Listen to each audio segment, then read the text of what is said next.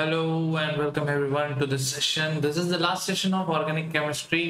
आज का जो सेशन है हम लोग एनसीईआरटी से ही पढ़ेंगे, तो मोस्टली जो भी चीजें होगी एनसीईआरटी में हम लोग मार्क करेंगे। तो कोशिश कीजिए आप सभी लोग अपनी एनसीईआरटी को लेके साथ में बैठे हो, ठीक है। तो this session is on chemistry in everyday life. तो यहाँ पे आज के सेशन में हम लोग अपनी एनसीईआरटी को लेके साथ में बैठे हो, ठीक है। तो दिस सेशन इज ऑन, हम ज्यादा हो गया था।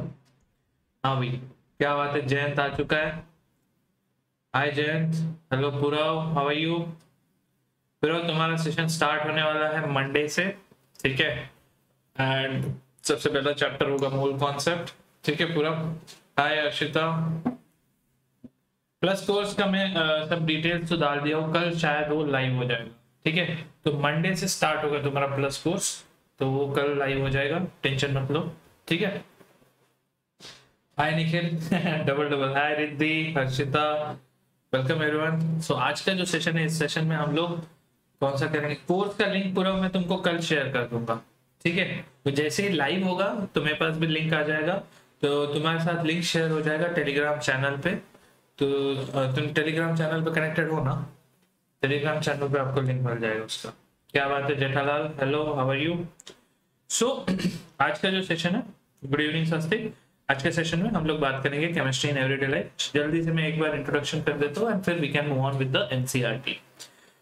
आई am Rohit Chotai, mechanical engineer from IIT Kharagpur, and हम लोग साथ में केमिस्ट्री पढ़ेंगे बहुत सारी।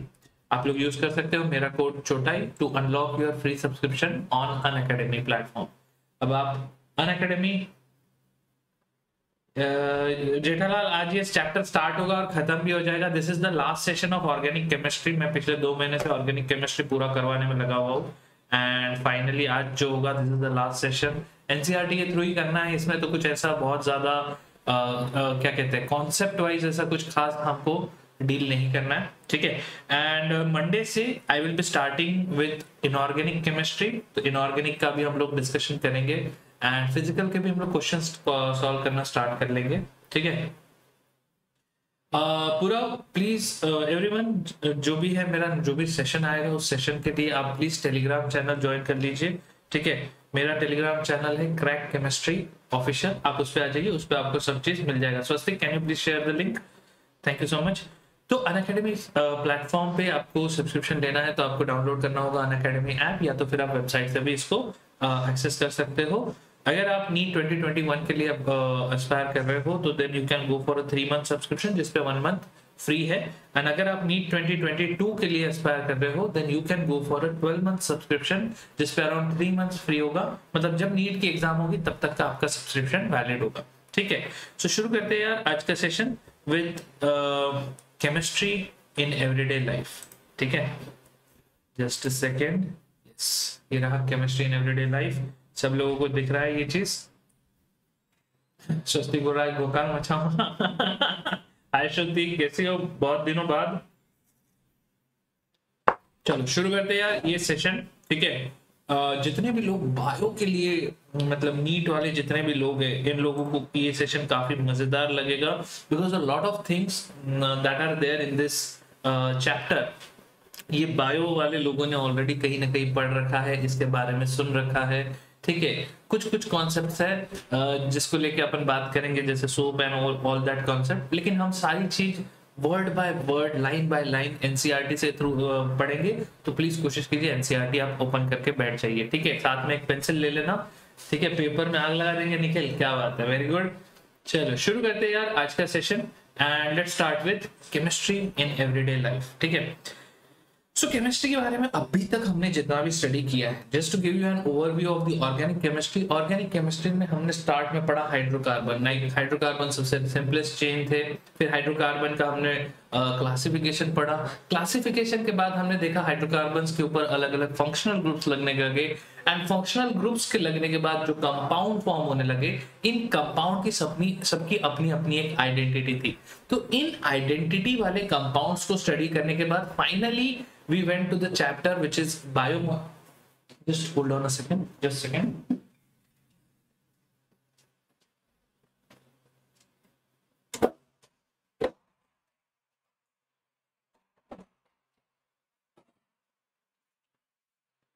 या सो मैं कह रहा था कि जितना भी, hi Gaurav Gupta, how are you? Boards के लिए पढ़ रही थी? अच्छा ठीक है श्रुति, बोर्ड्स का ज्यादा टेंशन मत लो, तुम्हारा बोर्ड्स का तैयारी काफी अच्छा हो चुका है अगर तुमने नीट के लिए प्रॉपर्ली प्रिपेयर किया। Don't worry that much about the boards. तो मैं बता रहा था कि बायोमोलिक्यूल्स एंड पॉलीमर्स ये चैप्टर है जहां आके केमिस्ट्री को हम एक्चुअली जो real life application of chemistry है उसके बारे में हमने स्टडी किया। बायोमोलिक्यूल्स में हमने उन सारे कंपाउंड्स के बारे में बात किया जो हमारे बॉडी में किसी एक लिविंग ऑर्गेनिज्म के बॉडी में प्रेजेंट है, एंड पॉलीमर्स में हमने वो सारे कंपाउंड्स के बारे में बात किया जिसमें थ्रू पॉलीमराइजेशन प्रोसेस हमने आर्टिफिशियली जो भी कंपाउंड्स क्रिएट किए और उनके रियल लाइफ एप्लीकेशंस क्या है उनके बारे में डिस्कस किया। इस चैप्टर में हम लोग इस टाइप के दोनों टाइप के कंपाउंड पढ़ेंगे, जो बायोमोलिक्यूल्स के भी पार्ट है, जो कि रियल लाइफ अपना सराउंडिंग में भी जो अवेलेबल है उन सब की बात करेंगे। So the principles of chemistry have been used for the benefit of mankind. तो cleanliness material like soap, detergent, household bleaches, toothpaste and all that. अब इसमें अब क्या बोलूं यार, everything around us is chemical, right from the screen that you are looking at, the clothes that we are wearing, everything is in a way man-made है या natural है, they are all chemical compounds and we have reached that point जहाँ पे हम इन chemical compounds composition को समझ सकते हैं, इनकी science की ये language को हम समझ सकते हैं। ठीक है, तो आगे बात करते हैं। तो chemistry has influenced our life so much that we do not even realize that we come across chemicals at every moment, and that we ourselves are beautiful chemical creations and all our activities are controlled by chemicals। ये बहुत ही interesting बात है and this is what we are going to talk about in this chapter। तो सबसे पहले बात करते हैं drugs and their classification। Hi Tushar, thank you so much Harshita for sharing this link। जय हिंद। चलो आज थोड़ा मस्ती कम करेंगे, थोड़ा सा ज्यादा फोकस करेंगे, बहुत इंटरेस्टिंग चीजें हैं जिनको आज हम लोग स्टडी कर रहे हैं।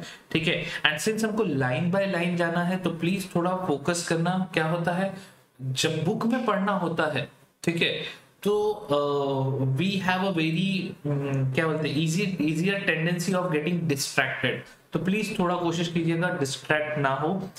So drugs and their classifications के बारे में बात कर रहे हैं।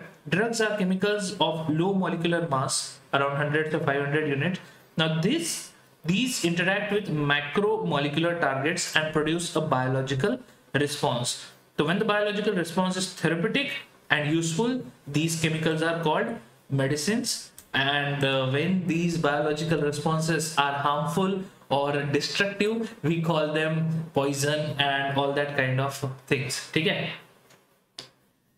ये रिद्धि आज ऑर्गेनिक केमिस्ट्री पूरा खत्म हो जाएगा। Let us all focus. ठीक है, use of chemicals for therapeutic use effects is also called chemotherapy. Now chemotherapy in general अगर हमारे दिमाग में है तो दैट इज बेसिकली हम लोग बात करते हैं कि अच्छा किसी को कैंसर हो गया तो they have to undergo chemotherapy. Now chemotherapy उसमें हम लोग रेडियो एक्टिव एलिमेंट्स की भी बात करते हैं, काफी सारे केमिकल्स की बात करते हैं। तो ठीक है, एक एक करके इनके क्लासिफिकेशन को समझते हैं। Now classification of the drugs, they are on the basis of pharmacological effect, they are on the basis of drug action, and they are on the basis of their chemical structure and molecular target. Now these are the general classification of drugs। बहुत ही wide classification है। आप लोग NEET में exam clear करने के बाद जब आप अपने एमबीबीएस करोगे तब आप इन सारी चीजों को ज्यादा डिटेल में ज्यादा समझदारी के साथ पढ़ोगे। This is just a general classification. So on the basis of pharmacological effect, now the classification is based on pharmacological effect of drugs.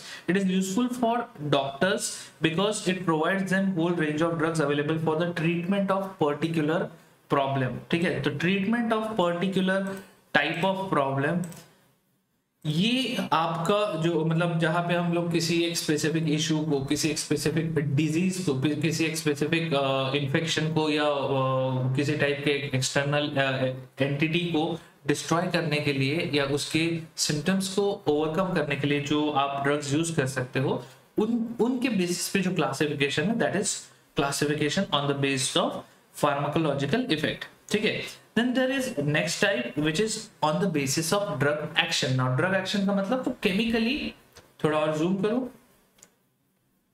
Is it fine? सब लोगों को दिखाई दे रहा है अच्छे से?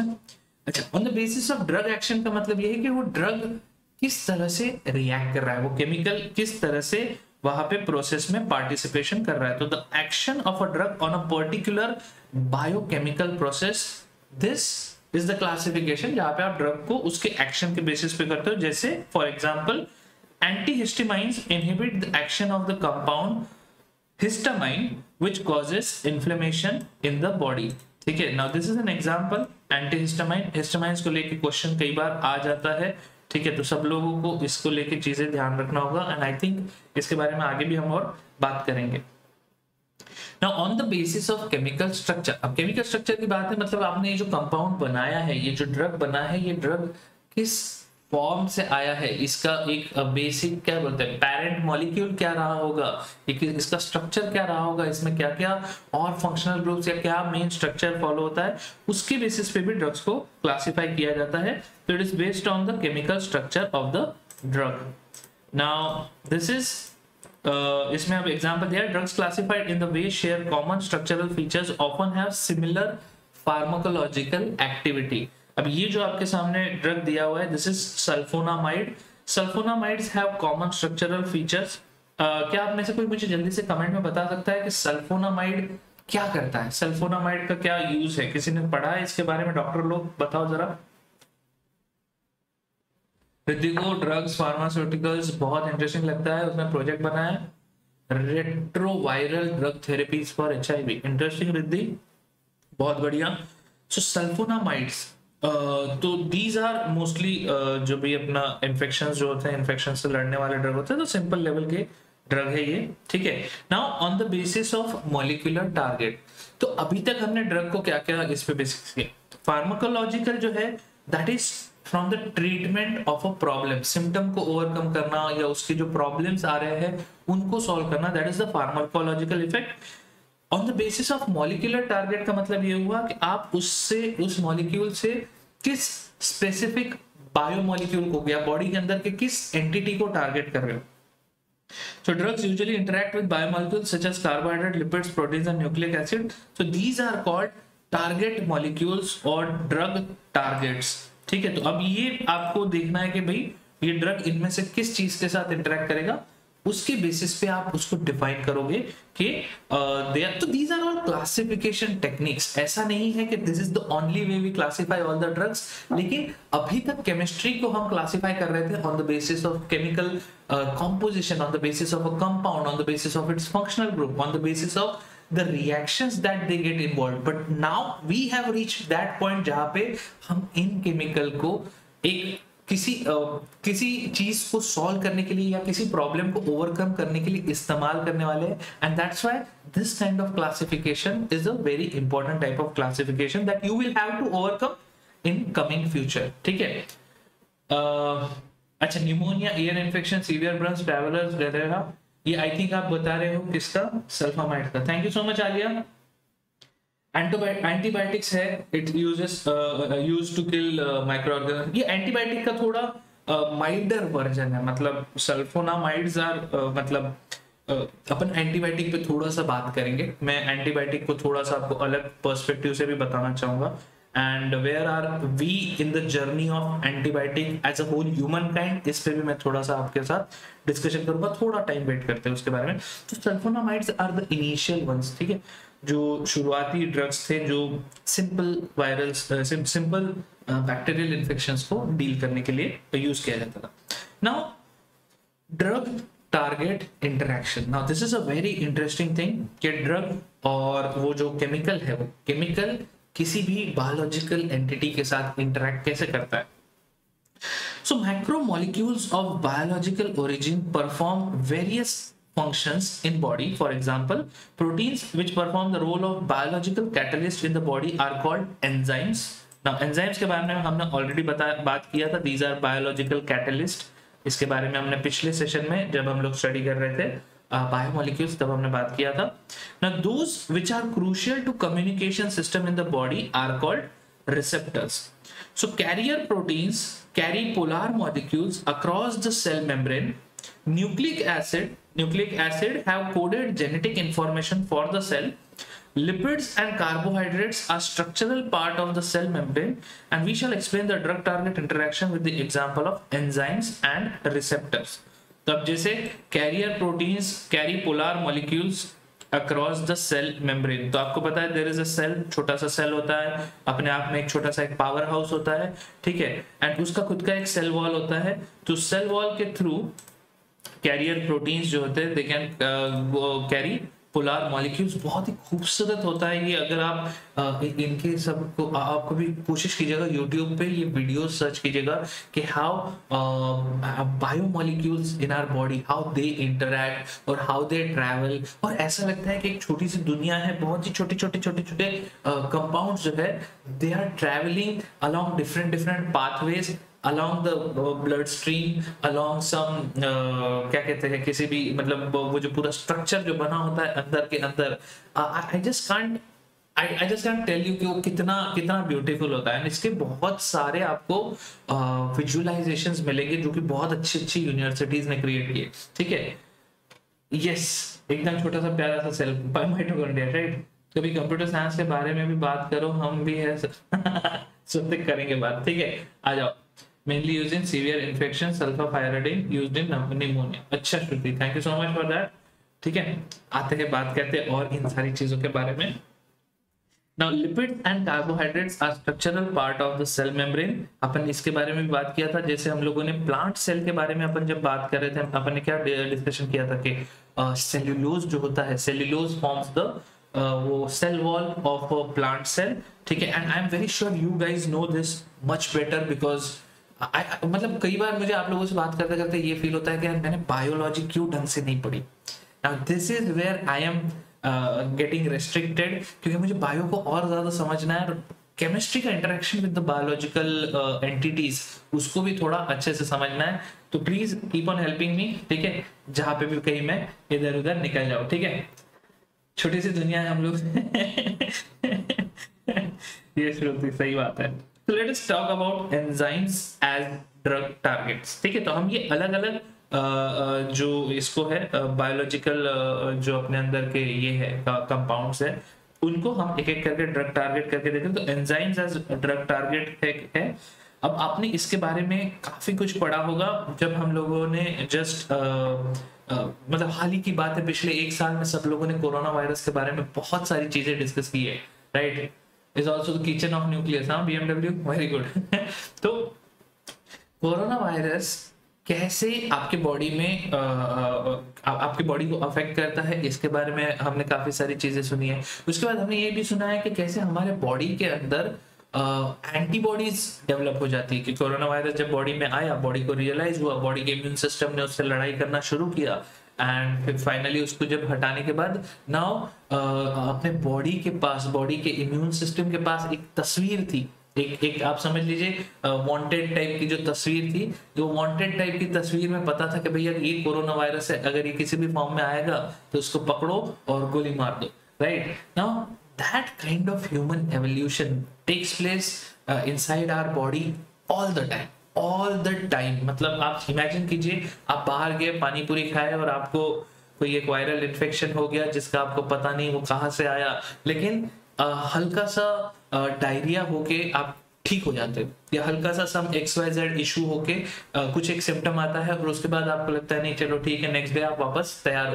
तो ये कैसे होता है? Because body is constantly interacting with all these external agents which are causing harm to our body. ठीक है, तो अब जब हमारी बॉडी इन एक्सटर्नल एजेंट्स के साथ डील नहीं कर पाती, that's the point when we have to introduce chemicals, some other external agents which will support the whole thing. Tushar, चलो आगे बढ़ते हैं.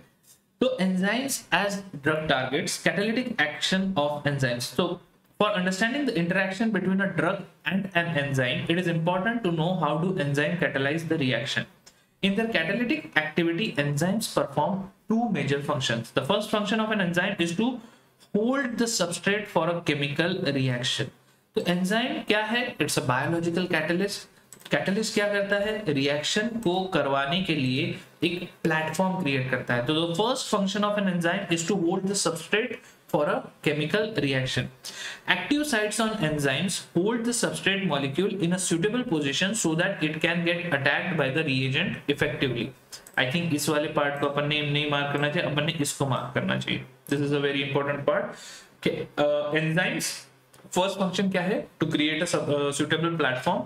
So it holds the substrate molecule in a suitable position so that it can get attacked by the reagent effectively.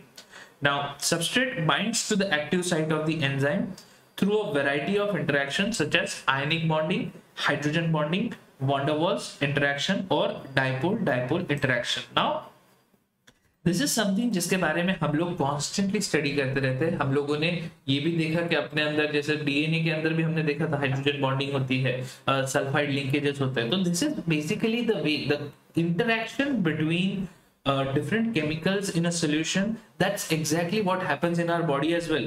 तो enzymes ऐसे active site create करते हैं through these kind of ionic interaction. It can be ionic bonding, it can be hydrogen bonding, it can be van der Waals force, it can be dipole-dipole interaction. So the idea is there is this polarity which is playing the role in this whole case. ठीक है, mark करते करते सारी book colour हो गई लेकिन marks नहीं आए. तुषार, अंकित, कल हम लोग क्वेश्चंस वाला सेशन करेंगे. उसका मैं टाइमिंग का थोड़ा सा डिस्कस करता हूँ तुम लोगों के साथ. अंकित, मोस्टली अब कल का जो सेशन है जो रात में 9 बजे मैं बैठ के वो बनाने वाला हूँ, माइंड मैप बनाने वाला हूँ. ठीक है, तो रात के 9 बजे के पहले अगर हम कर ले, आफ्टरनून का मेरा बहुत मन कर रहा है कि आफ्टरनून में 2 बजे 3 बजे के आसपास जो भी आपको टाइम ठीक लगता है वो अपन आज सेशन खत्म करने के पहले डिस्कस कर लेंगे. ठीक है, don't worry. Now the second function of an enzyme is to provide functional group that will attack the substrate. Now this is a very interesting thing. Like आप सोचो कि enzyme directly chemical reaction में involve हो रहा है. It will provide functional groups that will attack the substrate and carry out the chemical reaction. Now enzyme is a catalytic it involves catalytically. तो आप imagine कीजिए वो जिस functional group से जिस end से वो attack करेगा substrate पे, वो attack करने के बाद reaction complete करने के बाद वापस वैसा के वैसा आ जाएगा. तो enzymes or the catalysts are always present in a very small quantity just to take the reaction ahead. तो वो उसमें वापस regenerate भी हो जाएगा. तो these are the two ways in which catalytic action of enzymes can happen. Now drug and enzyme interaction के बारे में बात करते हैं. तो drugs inhibit any of the above mentioned activities of the enzyme. These can block the binding site of the enzyme and prevent the binding of substrate or can inhibit the catalytic activity of the enzyme. तो एक तो या तो उसकी binding site को बंद कर दिया. आप इमेजिन करो जो अमीन है, हम लोगों ने क्या सुना था अमीन, अगर छोटी सी बात करो एकदम सिंपल सा एग्जांपल कि अमीन जो है we all know amine behaves as a base. NH2 group है, अटैक करेगा. लेकिन NH2 ग्रुप को अगर मुझे जस्ट पकड़ के रखना है, आप H+ डाल दीजिए. H+ डाल दोगे NH2 ग्रुप पे H+ लग जाएगा, NH3+ बन जाएगा. अब वो NH3+ एक बेस की तरह बिहेव नहीं कर सकता. टेक्निकली आपने उस साइट को क्लोज कर दिया, उस साइट से अटैक की पॉसिबिलिटी खत्म कर दी. Now that is one thing. Or it can inhibit the catalytic activity of the enzyme. जहां पे भी जिस सरफेस पे वो सबस्ट्रेट को बैठा के वो एक्टिविटी करने वाला था, उस सरफेस को ड्रग ने ऑक्यूपाई कर दिया. सो such drugs are called enzyme inhibitors. अब inhibitors ये वर्ड जो है, ये वर्ड आपने कई बार सुना होगा. अगर डे टू डे लाइफ में सुना हो तो मैं एक बार जल्दी से बताऊं फिर से. 7 hours for 1 chapter का माइंड मैप नहीं, उतना लंबा नहीं होगा. माइंड मैप जो होगा, माइंड मैप छोटा सा होगा. कल 2-3 घंटे में मैं खत्म कर दूंगा. ठीक है, और बातें कम करूंगा, काम ज्यादा करूंगा. ठीक है, तो कोशिश ये है कि ये माइंड मैप्स में मतलब हर थोड़े थोड़े टाइम में करके एक बार का मुझे जल्दी से क्रिएट करना है. बिकॉज एनसीईआरटी का माइंड मैप जल्दी बन जाना बहुत बहुत जरूरी है. चलो आगे बात करते हैं. ड्रग जो है, drugs inhibit the attachment of substrate on active site. अब यहाँ पे आपको दिख रहा है कि कितना अच्छे से वो दिखा रहा है. मतलब प्रॉपर यहाँ पे आप समझ लीजिए जिक्सॉ पजल टाइप का है. उसमें आके जहाँ पे आपका सबस्ट्रेट आके बैठने वाला था एंजाइम में और वो रिएक्शन को आगे कंटिन्यू करवाने वाला था, उस रिएक्शन को रोक दिया, ड्रग वहां पे आ गया. Again this is like very simplistic, I will say बहुत ही सॉरी, बहुत ही बचकाना तरीका है ये एक्सप्लेन करने का, but somewhere it happens in this way, ठीक है, somewhere around. So drugs compete with natural substrate for their attachment on the active site. Such drugs are called competitive inhibitors. मतलब जहाँ पे सबस्ट्रेट आने वाला था वहां पे ड्रग आ गया, इसका मतलब ड्रग ने उसकी जगह ले ली, तो these are competitive inhibitors. Some drugs do not bind to the enzyme's active site. These binds to a different site of the enzymes which is called allosteric site. Now this is something which is a bit complicated. मतलब वो कहीं और जगह पे आके बैठ जाता है, लेकिन वो उस जगह पे आके बैठने से आपका ड्रग जो एक्टिव साइट होता है, एक्टिव साइट चेंज हो जा रहा है. Now this is something which is not very correct. Tushar, पहले वाला जो था लेगो ब्लॉक्स की तरह काम करता है. हाय सुमित, लेट हो गई, कोई बात नहीं, कोई बात नहीं. हमने जस्ट थोड़ा ही टाइम आज शुरू किया है हमने, ठीक है. थोड़ा सा प्लीज ध्यान से सुनिएगा ये सारी चीजें, क्योंकि क्या है, they are all interesting and new and in a very different form. जिस तरह से हैपन होता है ये हम लोग बहुत ज्यादा ऑब्वियस तरीके से समझ नहीं पाते, तो कई बार. तो now this inhibitor occupying the allosteric site जो है, इससे क्या हो रहा है कि वो एंजाइम का जो जिक्सॉ पजल, वो जो लेगो पीस था, वो लेगो पीस का वो पोजीशन चेंज कर रहा है. देखो ये एक्टिव साइट का जो शेप है वो शेप चेंज हो गया, because this inhibitor came and change some property in the enzymes. Now enzymes are again biological catalyst, लेकिन अगर वो कैटलिस्ट उस स्पेसिफिक सबस्ट्रेट के साथ इंटरैक्ट ही नहीं कर पाएगा तो ये रिएक्शन हो ही नहीं पाएगा, उस रिएक्शन आगे बढ़ नहीं पाएगा. तो these are the allosteric sites. उसके बाद हम आते हैं, बात करते हैं रिसेप्टर्स एज ड्रग टारगेट्स. अभी हमने बात किया था एंजाइम्स एज ड्रग टारगेट, ठीक है. तो ड्रग जब एंजाइम्स के साथ इंटरेक्ट कर रहा है, अब जब ड्रग रिसेप्टर्स के साथ इंटरेक्ट कर रहा है, तो अब रिसेप्टर कौन है? अपने बॉडी में बहुत सारे रिसेप्टर है, ठीक है. They are all in different forms. तो receptors are proteins that are crucial to body's communication process. अब ये जो चीज है रिसेप्टर, तन मन धन चलो सही है, पूरे मन से ध्यान से देखो.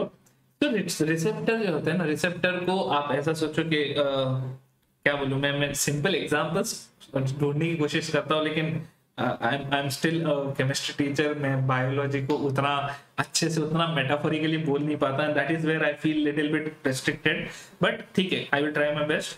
So receptors are proteins that are crucial to body's communication process. अब आप ऐसे सोचिए, जब मुझे लेट्स से किसी ने मुझे पिंच किया ना, पिंच जब मेरे हाथ पे कोई पिंच हो रहा है, तो ये जो सरफेस है, इस सरफेस से इलेक्ट्रिकल सिग्नल पास हो रहे हैं. Those electrical signals are going directly to the nervous system and to the brain. And ये जो signals यहाँ से जा रहे हैं ब्रेन तक, वो signals they are some kind of chemicals which are moving across this whole body का system. Now these receptors और these signal carrying ये जो है क्या कहते हैं entities जो है, इनके साथ ड्रग इंटरैक्ट करता है. तो majority of these are embedded in the cell membranes. यहाँ पे सेल मेम्ब्रेन बताया हुआ है कि the binding site of a receptor. Now, receptor proteins are embedded in cell membranes in such a way that their small part possessing active site projects out of the surface of the membrane and opens on the outside region of the cell membrane. अब ये receptor के बारे में बात हो रहा है. In the body, message between two neurons that between neurons to the muscle is communicated through certain chemicals.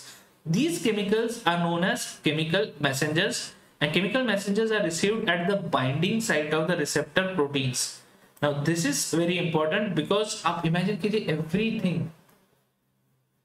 स्वस्तिक बोल रहा है नर्वस सिस्टम या एंडोक्राइन सिस्टम. एंडोक्राइन सिस्टम नहीं, वो देखो वो भी केमिकल्स है. They are chemicals which are directly in the blood stream, ठीक है. Nervous system is the one which has the all, वो क्या बोलते हैं, वो जो इलेक्ट्रिकल सिग्नल्स जो जा रहे हैं, जिसको अपन बोलते हैं, they are in the nervous system. तो I am mostly sure it is nervous system जिसकी अभी हम बात कर रहे हैं. Please correct me if I am wrong. ठीक है.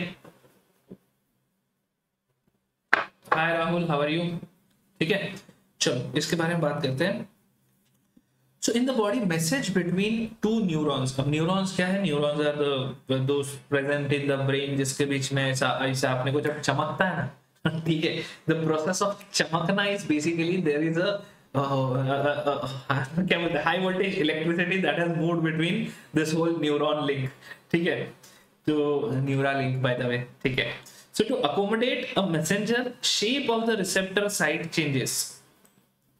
To accommodate a messenger, shape of the receptor site changes. This brings about the transfer of message into the cell. Thus, chemical messenger gives message to the cell without entering the cell. ठीक है? Thank you so much, Tushar. Hi Shivam, how are you? चलो, nervous system, right Shruti? Perfect. ठीक है? Jump off signal. Yes, that is चमकना. ठीक है रिद्धि? तो now this message आपके जो सेल मेम्ब्रेन है, सेल मेम्ब्रेन से जो बाहर निकला हुआ, तो the idea is the chemical does not have to enter the cell, अंदर की चीजों के साथ इंटरेक्ट नहीं करना होता, उसके बस बाहर में एक टाइप ऑफ एक एंटीना टाइप बैठा हुआ है जहां पे वो उसको सिग्नल मिल जा रहा है, and that signal is eventually sending a message. So यहाँ पे अपने पास डायग्राम में ये बताया हुआ है, पहले ये केमिकल मैसेंजर आया, ठीक है, सेल मेम्ब्रेन की ये जो बाइंडिंग साइट थी वहां पे आके वो चिपक गया. जैसे ही वो वहां पे चिपका तो यहाँ से कुछ एक मैसेज निकला, the shape of the receptor change after attachment of the messenger. Now receptor regains the structure after removal of the chemical messenger. तो this is a continuous thing. तो मैसेज गया, मैसेज जाने के बाद ये वापस से अपने शेप में चले गया. अब आप इमेजिन करो कितने वोल्ट का इलेक्ट्रिकल सिग्नल फ्लो होता है बॉडी में. आई थिंक ये तुम्हें गूगल करना पड़ेगा स्वास्थ्य, बट काफी strong amount of energy flow होती है हमारे बॉडी के अंदर, ठीक है. जस्ट इमेजिन करो ना, जब आपको करंट लगता है क्या होता है बॉडी में. एक्सटर्नल एंटिटी जब आपके बॉडी को करंट देता है तो आपके बॉडी का जो करंट वाला सिस्टम है, वो करंट वाला पूरा जो इलेक्ट्रिकल सिग्नल्स वाला सिस्टम है, सब आउट ऑफ फोकस चला जाता है ना, मतलब मूवमेंट आपके रैंडम हो जाते हैं. तो मूवमेंट रैंडम हो जाता है तो ब्रेन को चमकता ही नहीं है. मतलब आई रियली होप किसी को कभी इलेक्ट्रिक का झटका ना पड़े, बट वो बहुत जोरदार होता है. मतलब body goes into some kind of, है ना. So there are large number of different receptors in the body that interact with different chemical messengers. Now this is a very important thing. Like bio में I think आप लोग इन सारे receptors के बारे में पढ़ते हो, इनके क्लासिफिकेशन को पढ़ते हो, इनके साथ इंटरैक्ट करने वाले केमिकल मैसेंजर्स को पढ़ते हो. Plus minus 70 volt, that's like big Shruti. Seriously millivolt, अच्छा, plus minus 70 millivolt, still big. मतलब ऐसा छोटा नहीं है. मतलब हम लोग इमेजिन नहीं किए थे कभी भी. फिजिक्स पढ़ते वक्त हमको लगता है कि इलेक्ट्रिसिटी बाहर तो बहुत घूमती है लेकिन अंदर भी घूमती है. दैट इज जस्ट रॉन्ग, ठीक है. स्वस्तिक को पढ़ा था झटका. चलो आगे बात है. These receptors show selectivity for one chemical messenger over the other because their binding sites have different shape. तो इट्स अगेन जिक्सॉ पजल है, कौन कहाँ पे फिट हो रहा है, ठीक है. तो they have different shape, they have different structure and amino acid composition. तो chemicals जिस लेवल पे interact कर रहे हैं, again I will tell you this is a very very very wide discussion that we are having. अगर आप एक messenger को पकड़ो, एक ये जो receptor sites के बारे में discuss करो, तो it's a whole chapter, a whole different stream of study in bio. So drugs that bind to receptor site and inhibit its natural functions are called antagonists. अभी इससे पहले हमने वो ड्रग्स की बात किया था जो एंजाइम्स के साथ इंटरेक्ट कर रहा था. अब हम उन ड्रग्स के बारे में बात कर रहे हैं जो रिसेप्टर्स के साथ इंटरेक्ट कर रहे हैं, and they are called antagonist. These are useful when blocking a message is required. So there are other type of drugs that mimic the natural messenger by switching on the receptor. These are called agonists. तो अब इसमें आप ये भी कर सकते हो कि आप केमिकल मैसेजेस, मतलब जो मैसेजेस है, मैसेजेस को आप कट ऑफ कर सकते हो, या फिर अगर मैसेजेस नहीं जा रहे तो आप उसको एक्टिवेट भी कर सकते हो. तो कट ऑफ करने वाले जो है दैट इज एंटागोनिस्ट, एंड जो उस मैसेजिंग को जो एग्जिस्ट नहीं कर रहा है वहां पे उस मैसेजिंग को क्रिएट करवाना, वो वाला जो काम करने वाले लोग हैं, दे आर कॉल्ड एगोनिस्ट. तो drugs that mimic the natural messenger by switching on the receptor, they are called agonist. अब आप इसको मैं आपको कैसे समझाऊं, मैं थोड़ा सा let me just try to rephrase it, ठीक है, and correct me if I am wrong. जो एंटागोनिस्ट वाला काम है, ठीक है, जो रिसेप्टर्स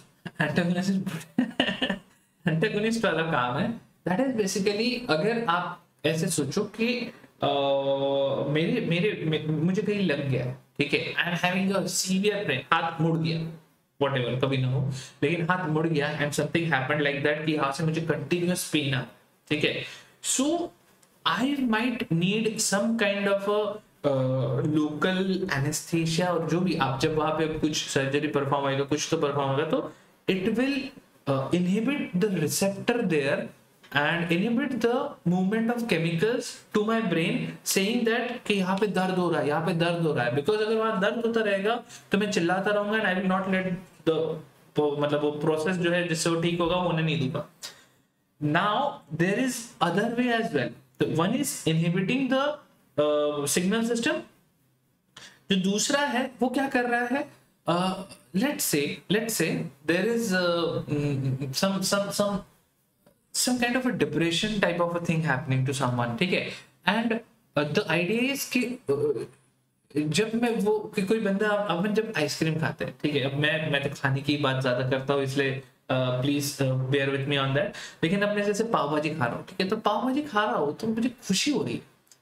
अब मुझे खुशी क्यों हो रही है, मैं पाव भाजी खा रहा हूँ and I'm feeling happy, तो there is some receptor somewhere that are sending good happy chemicals to my brain and saying यार बहुत मजा. Now just think about someone who is in depression, who is in some kind of a stress or some kind of a trauma, ठीक है, and that person is not able to feel happy or not able to feel the exactly dopamine वाला effect, ठीक है, is not able to get that happiness, और वो जो भी है वो केमिकल्स यहाँ से, मतलब वो खाया, पाव भाजी खाया, आइसक्रीम खाया, खुशी नहीं हो रही. होता है ना, अपने साथ भी होता है भाई, मार्क नहीं आए, फेल हो गए. अब फेल हो गए उस दिन अगर कोई खाना खाए, मतलब मेरे को तो दुख नहीं होएगा, ठीक है, मैं फेल हो गया उस दिन भी शायद पाव भाजी मिलेगी तो मैं ज्यादा खुश रहेगा. But let's say if it affected me that badly कि मैं बहुत किसी चीज को बहुत दिल से चाहता था और वो नहीं हुआ, एंड उसके बाद कुछ भी चीज मुझे खुशी नहीं दे रहा. Now in that kind of situation you need, again it's a मतलब drug वाला process है, but there is a possibility that the person might need some external stimulating agent, some chemical जो उस प्रोसेस को, उस सिग्नल वाली channel को वापस एक्टिवेट कर दे. That chemical is मतलब जो चीज जो मैसेजिंग नहीं जा रही थी, वो मैसेजिंग को एक्टिवेट करवाने वाला जो काम कर रहा है, that drug will be called agonists, ठीक है. So antagonist will inhibit the chemical messaging and agonist will mimic the natural process and बाहर से external stimulus से वो उस प्रोसेस को, उस मैसेजिंग को वापस शुरू करवाएंगे. तो these are two types of drugs. Am I making sense? सब लोगों को समझ में आ रहा है ना मैं क्या बोलना चाहता हूँ? मतलब क्या है, थोड़ा सा I don't have that great metaphors left with me.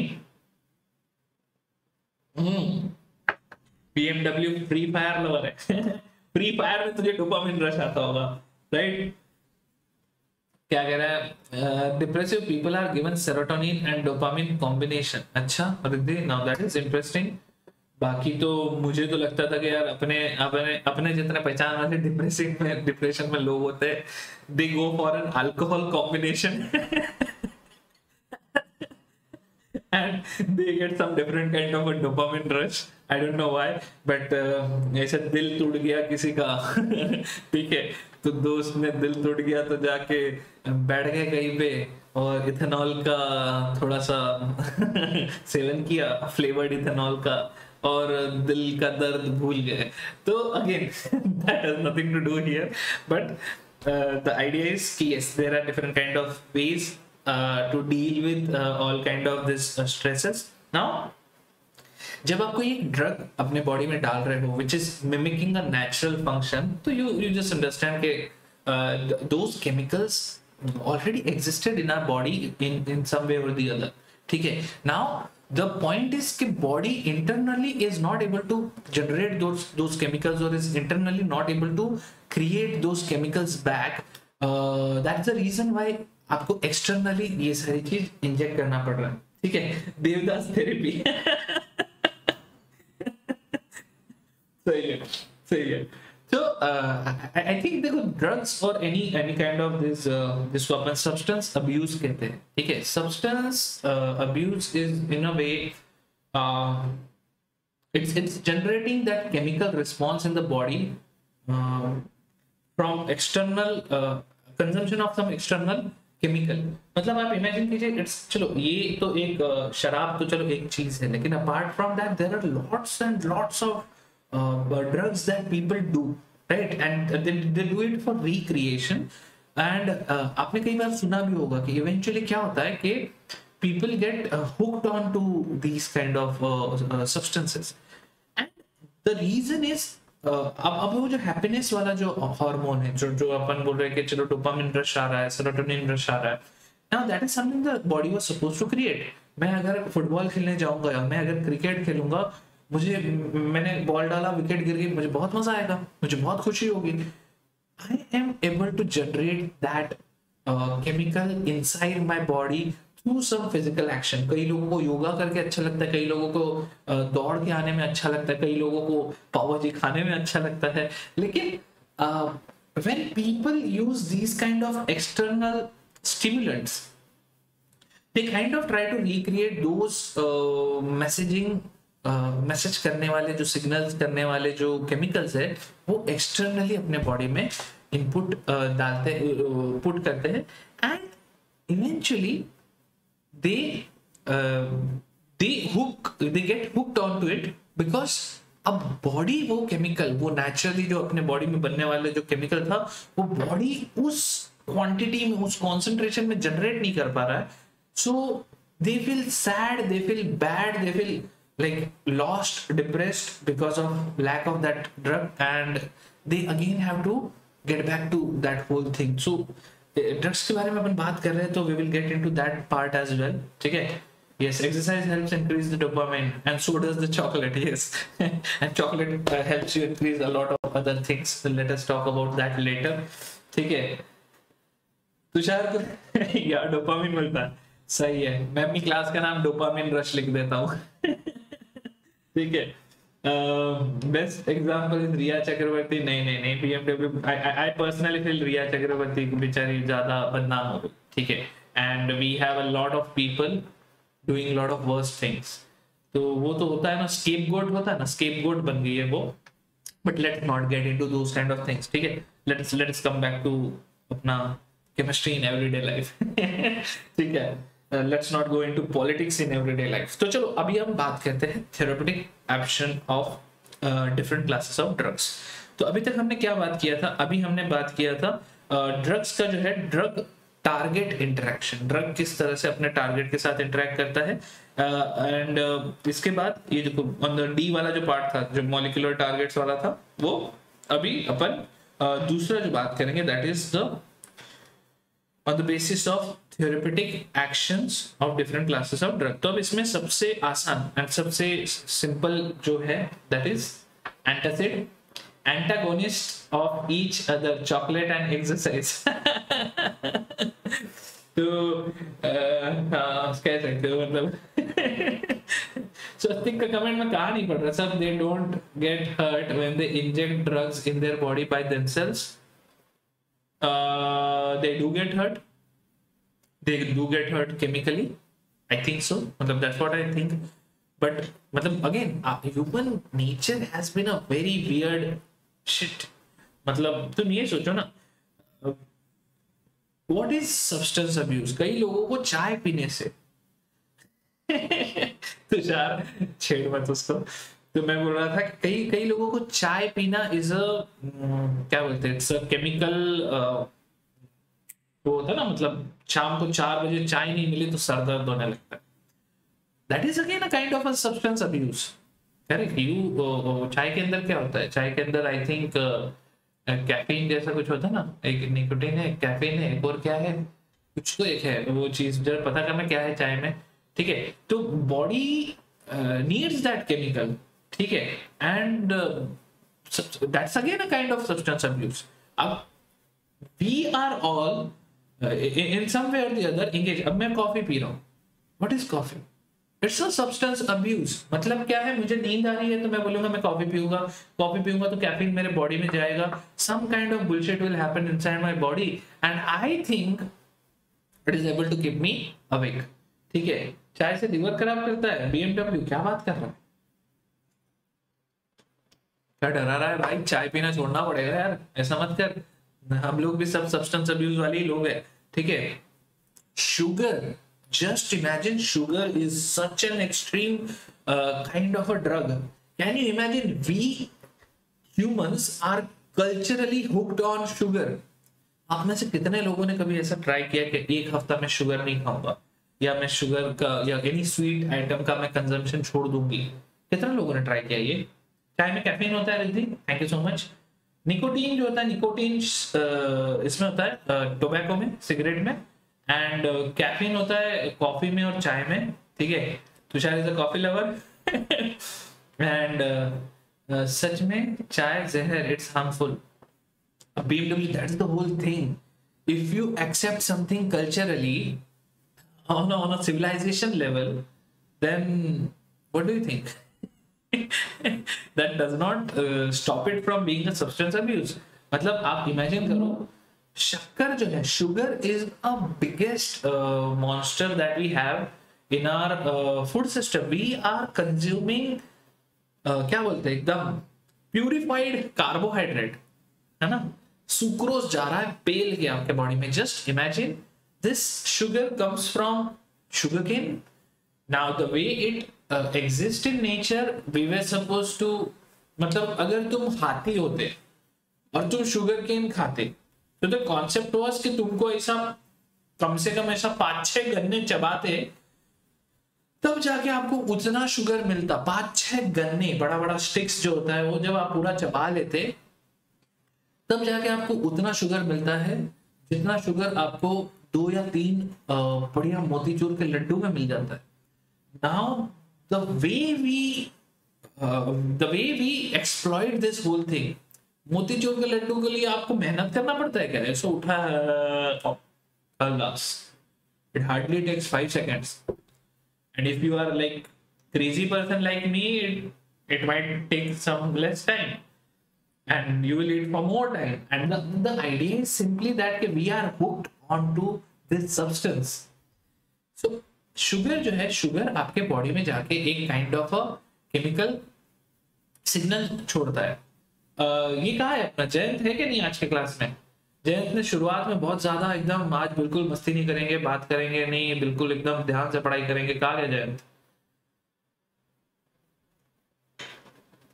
Tushar बोल रहा है आपको जितना अटेंशन चाहिए मैं देता ना. देखो I am booked on attention. Ashita, we just cannot, right? We cannot say that एक gulab jamun is equal to 5 kilometer of walk. देखो Riddhi. Now that is something that is very complicated, है ना? आज से IPL शुरू हुआ है लेकिन मैंने संभाल लिया कि अब IPL नहीं देखूंगा. Very good. We are hooked on to IPL as well. I think Jayant IPL ही देख रहा है, मैं श्योर हूँ. चलो कोई नहीं, चलो बाकी लोग प्लीज फोकस कीजिए. Let us move ahead on this whole chapter. काफी सारी चीजों के बारे में पढ़ना है. So therapeutic action of the drug, what kind of effect it creates, what kind of symptoms it overcomes, उसके बेसिस पे आप एंटासिड्स के बारे में हम लोग पहले पढ़ेंगे ना. Antacids is something which I think all of us know of. मतलब जब भी आपने कुछ ज्यादा खा लिया, ज्यादा पेल दिया, पेट में एसिडिटी हो गई. अब एसिडिटी होने के बाद आपको समझ में आता ही है कि क्या क्या चीज हो सकता है. टीवी चालू, IPL देख रहा है, मत देख दोस्त, मत देख. वो अपना करियर बना चुके हैं, तुझे अपना करियर बनाना है, ठीक है, बंद कर दे प्लीज. ठीक है अंकित, नहीं करेगा ये, वापस में डालना ऐसा चीज, ठीक है. Shruti, I am not ignoring you. कहाँ बात कर रही हो यार? श्रुति का कोई मैसेज ही नहीं आया. सर इज इग्नोरिंग मी, इतना ही मैसेज आया है. श्रुति यू आर कॉफी एडिक्टेड, इतना मैंने पढ़ लिया. ठीक है चलो आ जाओ पढ़ाई करते हैं. चलो आगे बात करते हैं. Over production of acid in stomach causes irritation and pain. In severe cases, ulcers are developed in stomach.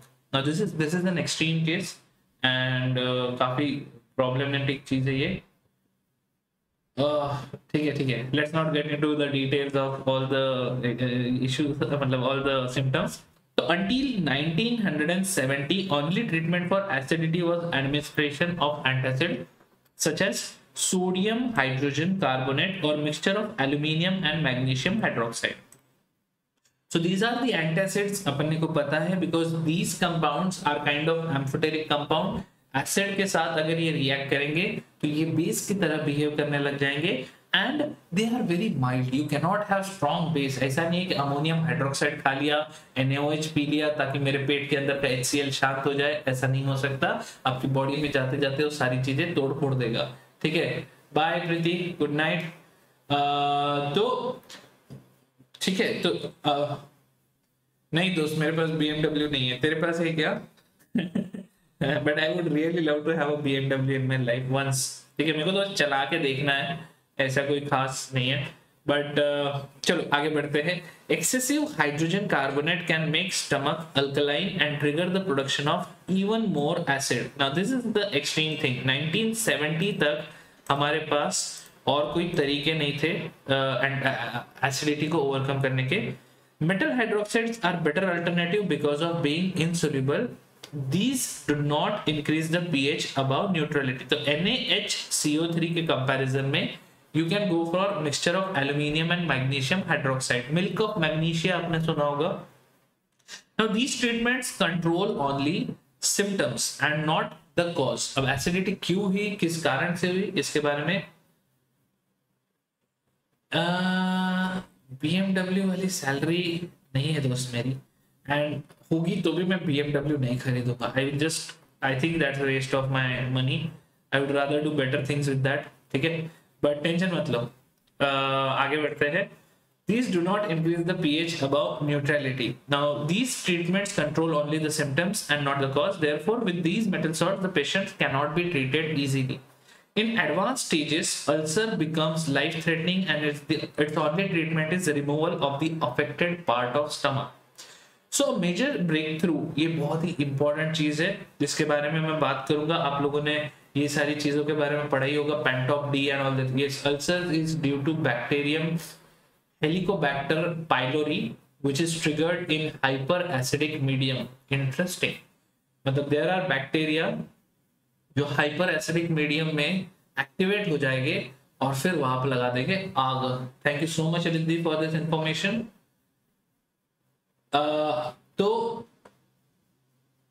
सब लोग प्लीज फोकस करो, गाड़ियों पे मत जाओ. BMW तूने ऑलरेडी चीजों को भेज दिया. इस चैप्टर से नीट में एक आध क्वेश्चन आ जाता है प्रीति, एक तो आ ही जाता है. ठीक है, तो बट अगेन नीट के पर्सपेक्टिव से, मैं अगर जेई के पर्सपेक्टिव से बोलूंगा तो नहीं, जेई वालों को ये चैप्टर में कोई ज्यादा टाइम डालने की जरूरत नहीं है. नीट वालों को टाइम डालना जरूरी है. एक क्वेश्चन आएगा इसमें से, सीधा क्वेश्चन आएगा, मतलब काफी इजी सा क्वेश्चन होगा, तो प्लीज फोकस कीजिए, है ना. चलो आगे बढ़ते हैं. A major breakthrough in the treatment of hyperacidity came through the discovery according to which a chemical histamine stimulates the secretion of pepsin and hydrochloric acid in stomach. ये चीज ध्यान से पढ़ना. According to which a chemical histamine stimulates the secretion of pepsin and hydrochloric acid in the stomach.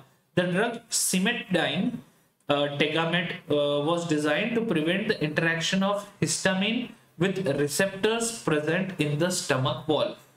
This resulted in release of lesser amount of acid. तो stomach lining जो acid release कर रहा है, जो stomach lining नहीं, stomach में जहाँ से acid आ रहा है, वो acid production को रोकने का काम यहाँ पे करने के लिए ये ड्रग यूज होता है.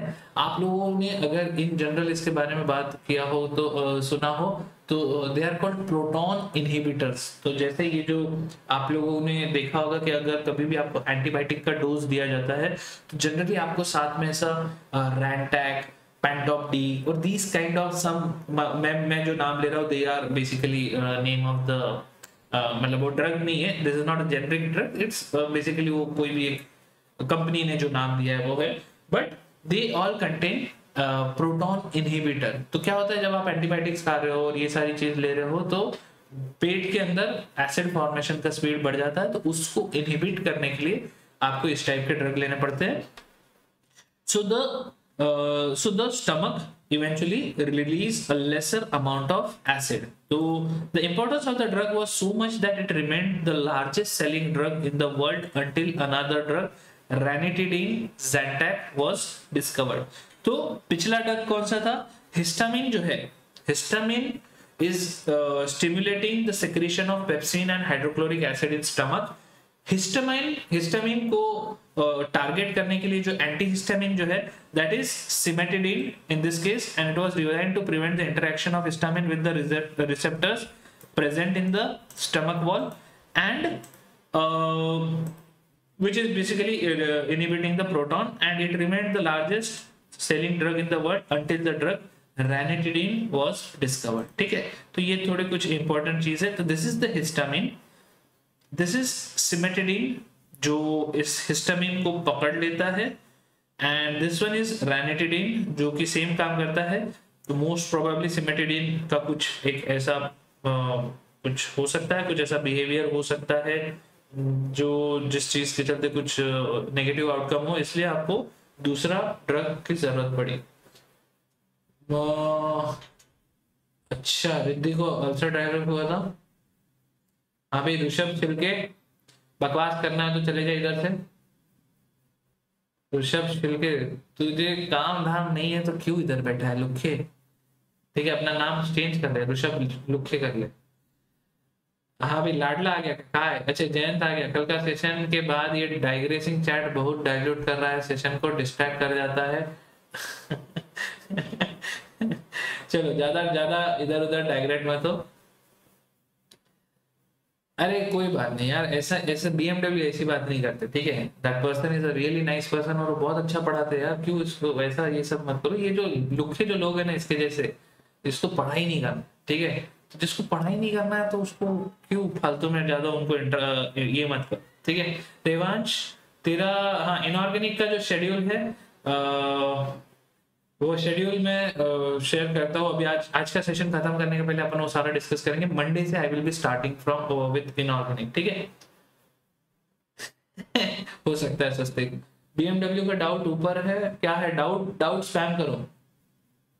BMW क्या हम साइंटिस्ट बन सकते हैं? PCM लिया है, I M in 12th now. हाँ बिल्कुल साइंटिस्ट बन सकते हो। साइंटिस्ट बनने के लिए PCM लेना भी जरूरी नहीं है। साइंटिस्ट बनने के लिए अपना एटीट्यूड सही करना जरूरी है, ठीक है। आपको अपना बिहेवियर सही करना है, अपना थॉट प्रोसेस सही करना है, ठीक है। PCM लो, PCB लो, आप साइंटिस्ट बन जाओ, don't worry. Hi Harsh, how are you? चलो आगे बढ़ते हैं, बात करते हैं हिस्टामिन के बारे में। हिस्टामिन इज पोटेंट वैसोडाइलेटर, ठीक है। अभी हिस्टामिन जो है ये हिस्टामिन जो पेट में वो है वही वाला है लगता है। Now it has various function. It contracts the smooth muscles in bronchi and gut and relaxes other muscles such as those in the walls of fine blood vessel. Histamine is also responsible for nasal congestion associated with common cold and allergic response to pollen.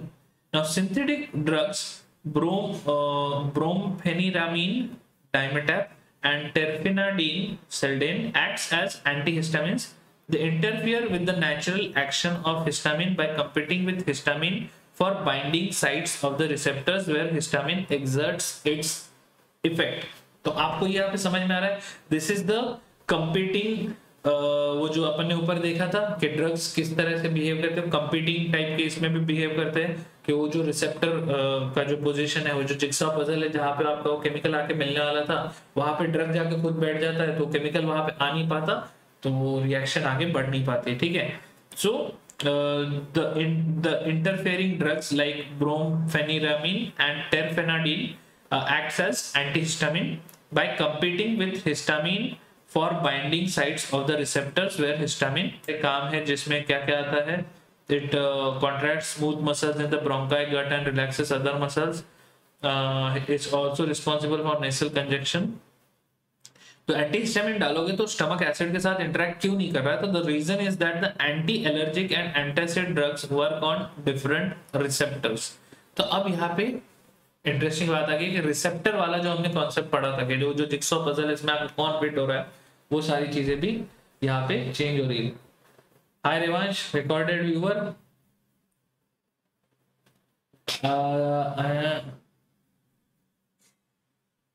MS Chauhan का सिर्फ PYQ lag अभी एक बार कर लिया है। हाँ ठीक है, बढ़िया है, फिर MS चौहान कर रहे हो तो बहुत ही अच्छी बात है। ठीक है, चलो बाकी लोग फोकस करो। हाँ भाई रेवांश, मुझे पता है, मंडे से शुरू कर रहा हूँ मैं इनऑर्गेनिक वाला पार्ट, ठीक है, टेंशन मत लो। अब हम बढ़ते हैं आगे ट्रैंक्विलाइजर के तरफ। ठीक है, एंटीहिस्टामिन्स में के बाद neurologically active drug, tranquillisers and analgesics are neurologically active drugs, affect the message transfer mechanism from nerve to receptor. Tranquilizers are class of chemicals that are used to treatment of stress, mild or even severe mental diseases. काफी obvious चीज है। अब इसमें if the level of यहाँ पे ध्यान से देखना, they form an essential component of sleeping pills। ठीक है, अपन अभी थोड़ी देर पहले वो डिप्रेशन वाली बात कर रहे थे, जिसको कुछ नहीं हो रही, इश्यूज आ रहे, उस टाइप का ट्रॉमा में है जैसे लोग। So for example, noradrenaline is one of the neurotransmitters that plays a role in mood changes. This is a chemical, ये जो सिग्नल भेजता है, ठीक है, और ये सिग्नल भेज के वहां पे हैप्पीनेस या मूड चेंज वाला चीज, अरे यार ब्लॉक कर लो।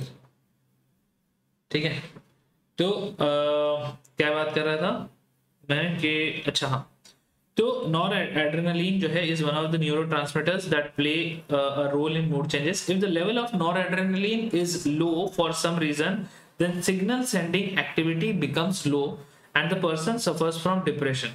So in such situation, antidepressant drugs are required. Now these drugs inhibit the enzymes which catalyze the degradation of noradrenaline. So if the enzyme is inhibited, this important neurotransmitter is slowly metabolized and can activate its receptor for longer period of time. तो यहाँ पे ये कैसे काम कर रहा है, जो एंजाइम नॉरएड्रेनालिन को खत्म कर रहा है, आप उस एंजाइम की एक्टिविटी को इनहिबिट करवा रहे हो। ठीक है, तो that is what antidepressant are doing. तो ये वाला पार्ट एक थोड़ा सा ध्यान रखना, बाकी ये बहुत ही सैड चीज है। It inhibits the enzymes which catalyze the degradation of noradrenaline. So अब इसमें कौन कौन है, the counteracting effect of depression में ironizid and phenelzyme are such two drugs.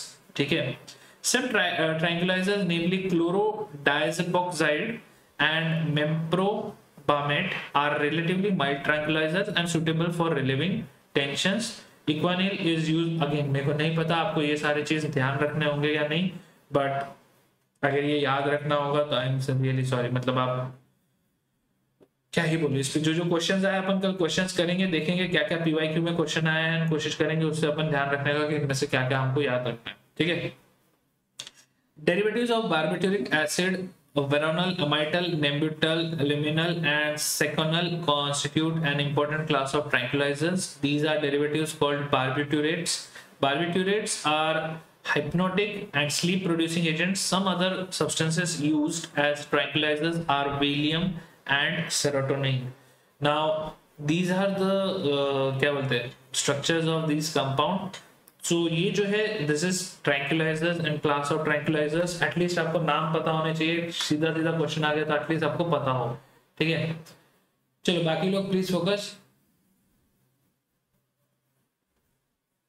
चलो बाय BMW, टेक केयर। नहीं तो आपको देखो, सब लोग प्लीज ध्यान रखो, कमेंट्स पे ज्यादा ध्यान मत दो। ठीक है, एंड फोकस करो यार, अपन जो चीज पढ़ रहे हैं ये बहुत इंपॉर्टेंट चीजें है, इसके ऊपर सीधे सीधे क्वेश्चंस आ सकते हैं, फालतू लोग तो यहाँ पे आते रहेंगे, उसके चक्कर में टाइम वेस्ट मत करो। ठीक है, एनाल्जेसिक्स की बात करते हैं ना। Analgesics are of two types, they are non narcotic and narcotic drugs. तो narcotic drugs are those which are addictive, non narcotic are those which are not addictive. Analgesics में aspirin and paracetamol belong to the class of non narcotic analgesic. Aspirin हम सबको पता है, it is a very famous drug. Aspirin inhibits the synthesis of chemicals known as prostaglandins, which stimulate inflammation in tissues and cause pain. Aspirin के और भी uses होते हैं, ठीक है, इसके बारे में आप लोग और भी पढ़ोगे। These drugs are effective in relieving skeletal pain such as that due to arthritis, and these drugs have many other effects such as reducing fever and preventing platelet coagulation. Now aspirin जो है आप लोगों ने देखा होगा, generally जो लोगों को हार्ट प्रॉब्लम्स होता है, जो क्या कहते हैं उसको, दैट काइंड ऑफ इश्यूज, जो ब्लड प्रेशर वाला जो इश्यू होता है, ठीक है, तो कई बार एस्पिरिन जो थिनर की तरह भी काम करता है, ब्लड थिनर की तरह काम करता है, तो उससे क्या होता है कि हार्ट के ऊपर ज्यादा प्रेशर नहीं आता ब्लड को पंप करने में, तो that is preventing platelet coagulation, ठीक है, और we call it blood thinner type की चीज, मतलब डे टू डे लाइफ की बात कर रहा हूं मैं, ठीक है। And apart from that it helps in reducing fever, it helps in reduction of pain. तो एस्पिरिन आपको समझ में आया, ये उस टाइप का एक ड्रग है जो वो केमिकल सिग्नल जो है, पेन वाला सिग्नल है, वो जाने से रोक रहा है, लेकिन these are milder ones. Now because of anti-blood clotting action, aspirin finds use in prevention of heart attacks. Heart attack क्यों आता है? हार्ट के ऊपर ज्यादा प्रेशर आ गया, इसलिए वो काम करना बंद कर दिया। प्लीज सब लोग, श्रुति प्लीज फोकस यार, छोड़ दो ना उसको, ब्लॉक कर दो ना, तुमको नहीं दिखेगा, मैंने ब्लॉक कर दिया, मुझे नहीं दिख रहा है, क्यों इतना टेंशन ले रहे हो, ठीक है, कुछ नहीं होगा। Yes correct. Hello Swatantra, how are you? Now we move on to the narcotic analgesics. तो एनाल्जेसिक्स आर बेसिकली जो पेन को रिलीव करने वाले। अब नार्कोटिक एनाल्जेसिक्स आर दोज जो जिसके ऊपर आप क्या बोलते हैं, एडिक्शन हो जाए जिसके चलते, ठीक है। तो अब इसमें कौन कौन आता है? इसमें आता है morphine and many of its homologues. अब मॉर्फिन जो है, मॉर्फिन पेन रिलीव करने के लिए यूज होता है, but that is like an extreme kind of drug. अगर डॉक्टर ये चीज को यूज कर रहा है, इसका मतलब द पर्सन जिसके ऊपर ये ड्रग दिया जा रहा है वो बहुत ही एक्सट्रीम पेन में है। It relieves pain and produce sleep. In poisonous doses, these produce stupor, coma, convulsions, and ultimately death. Morphine narcotics are sometimes referred to as opiates, and since they are obtained from opium or poppy, तो अब आप imagine करो, morphine, heroin, codeine, ये codeine जो है, ये इसके बारे में मैं बात करूंगा। So these are those drugs जो पॉपी सीड्स जो होते हैं ना, ऐसे मतलब पॉपी फ्लावर्स होता है, कुछ तो ऐसा होता है, ठीक है। ओपियम जो होता है, ओपियम के फॉर्म में ये बहुत ही मास स्केल पे ग्रो किया जाता है, and there are like lots of क्या बोलते हैं, mafia level of activity, mafia भी नहीं, I would say drug trafficking type of things that happen in this case, जिसमें हेरोइन एंड ये सारी चीजें इन्वॉल्व होती है। तो अब ये जो है, इसका जो काम है, अब ये जो पेन रिलीव कर रहा है in a person who is not well, but just imagine in a person who is मतलब नॉर्मल पर्सन, उसके लिए it would be some kind of rush, ठीक है। Now these analgesics are chiefly used to relieve post operative pain, cardiac pain, pains of terminal cancer and in childbirth. तो this is narcotic analgesic. उसके बाद आते हैं हम लोग antibiotics की तरफ। एंटी माइक्रोबियल्स, जिसमें एंटीबायोटिक्स आएगा, इसमें और क्या क्या आएगा, एंटीसेप्टिक्स आएगा, डिसइंफेक्टेंट्स आएगा, ठीक है। तो अब एंटीबायोटिक्स अगेन 19 कौन सा है ईयर, इसमें इन्होंने बात किया है क्या? The first person who found the antibiotic was, क्या नाम था यार उनका नाम नहीं दिया था, पेनिसिलिन, ठीक है। पेनिसिलिन जो है, पेनिसिलिन के बारे में बात करेंगे अपन। थोड़ा सा एंटीबायोटिक को एक बार इनिशियल लेवल पे समझ लेते हैं। तो antibiotics are drugs that are used to treat infections because of bacteria, ठीक है, antibiotic. So we are talking about antimicrobials. Microbe जो होते हैं, क्या बोला, टर्मिनल कैंसर क्या होता है सर? टर्मिनल कैंसर मतलब वो कैंसर जिसके बाद फिनिश, ऐसा, ठीक है। तो hi Sakshi, how are you? Alexander Fleming, yes correct. तो एंटीबैक्टीरियल में यहाँ पे एक बार थोड़ा सा देखो, antimicrobial tends to destroy or prevent the development or inhibit the pathogenic attack of microbes such as bacteria, fungi, virus and other parasites selectively. Now this is very important, ठीक है। तो एंटी माइक्रोबियल में आपके पास anti bacterial होगा which is antibiotic, anti fungal होगा, anti viral होगा, ठीक है, एंड एंटी पैरासिटिक ड्रग्स हुआ। Antibiotics, antiseptics and disinfectants are antimicrobial drugs. So let's talk about antibiotics. Antibiotics are used as drug to treat infections because of their low toxicity on humans and animals. Since initially antibiotics were classified as chemical substances produced by microorganisms, bacteria, fungi and molds. अभी हुआ क्या था, मतलब basically जो penicillin जब discover हुआ था वो भी अगेन गलती से डिस्कवर हुआ था, ठीक है। तो यस, लास्ट स्टेज वाला, तो वो गलती से डिस्कवर कैसे हुआ था, तो अलेक्जेंडर फ्लेमिंग किसी बैक्टीरिया को स्टडी कर रहे थे और उसमें वो जो जिस प्लेट में उसको स्टडी कर रहे थे उसमें फंगल ग्रोथ हो गई, और फंगल ग्रोथ जो हो गई that was basically a flaw, मतलब वो तो क्या, गलती से उनका जो सैंपल था वो सैंपल गंदा हो गया, सैंपल में आप समझ लीजिए ये आ गया थोड़ा सा मतलब इम्प्योरिटी हो गई, क्योंकि स्टडी जो कर रहे थे उनको तो बैक्टीरियल स्टडी करना था। But that led him to understanding of a very important fact that fungus and bacteria were constantly having fight with each other. So we can use fungus के जो chemical है उनको अपन यूज कर सकते हैं, उनके weapons को यूज कर सकते हैं to overcome the bacteria. तो that is how antibiotics were discovered. तो उसके पहले की थोड़ी सी कहानी सुनते हैं। The development of synthetic method has helped in synthesizing some of the compounds, ठीक है। The search for chemicals that would adversely affect invading bacteria but not the host began in 19th century. Paul Ehrlich, a German bacteriologist, conceived this idea. He investigated arsenic-based structures in order to produce less toxic substances for treatment of syphilis. He developed the medicine arsphenamine, known as salvarsan. Paul Ehrlich got Nobel Prize for Medicine in 1908 for this discovery. It was the first effective treatment discovered for syphilis. Although salvarsan is toxic to human beings, its effect on bacteria spirosate, which causes the syphilis, is much greater than on the human being. मतलब वो overall ये था कि था तो toxic, लेकिन ठीक है उतना ज्यादा बुरा नहीं था जितना syphilis था। तो जो भी कम जहर है वैसा टाइप का हो गया था, जो कम परेशान करने वाली चीज है उसको अपन सह लेंगे। तो at the same time Ehrlich was working on azo dyes also. Azo dye के बारे में हमने बात किया है, जो आपका जो डायजोनियम सॉल्ट के कपलिंग से जो कंपाउंड्स बन रहे थे, those are azo dyes. Penicillium notatum, yes, उससे बना penicillin. Perfect, thank you so much श्रुति।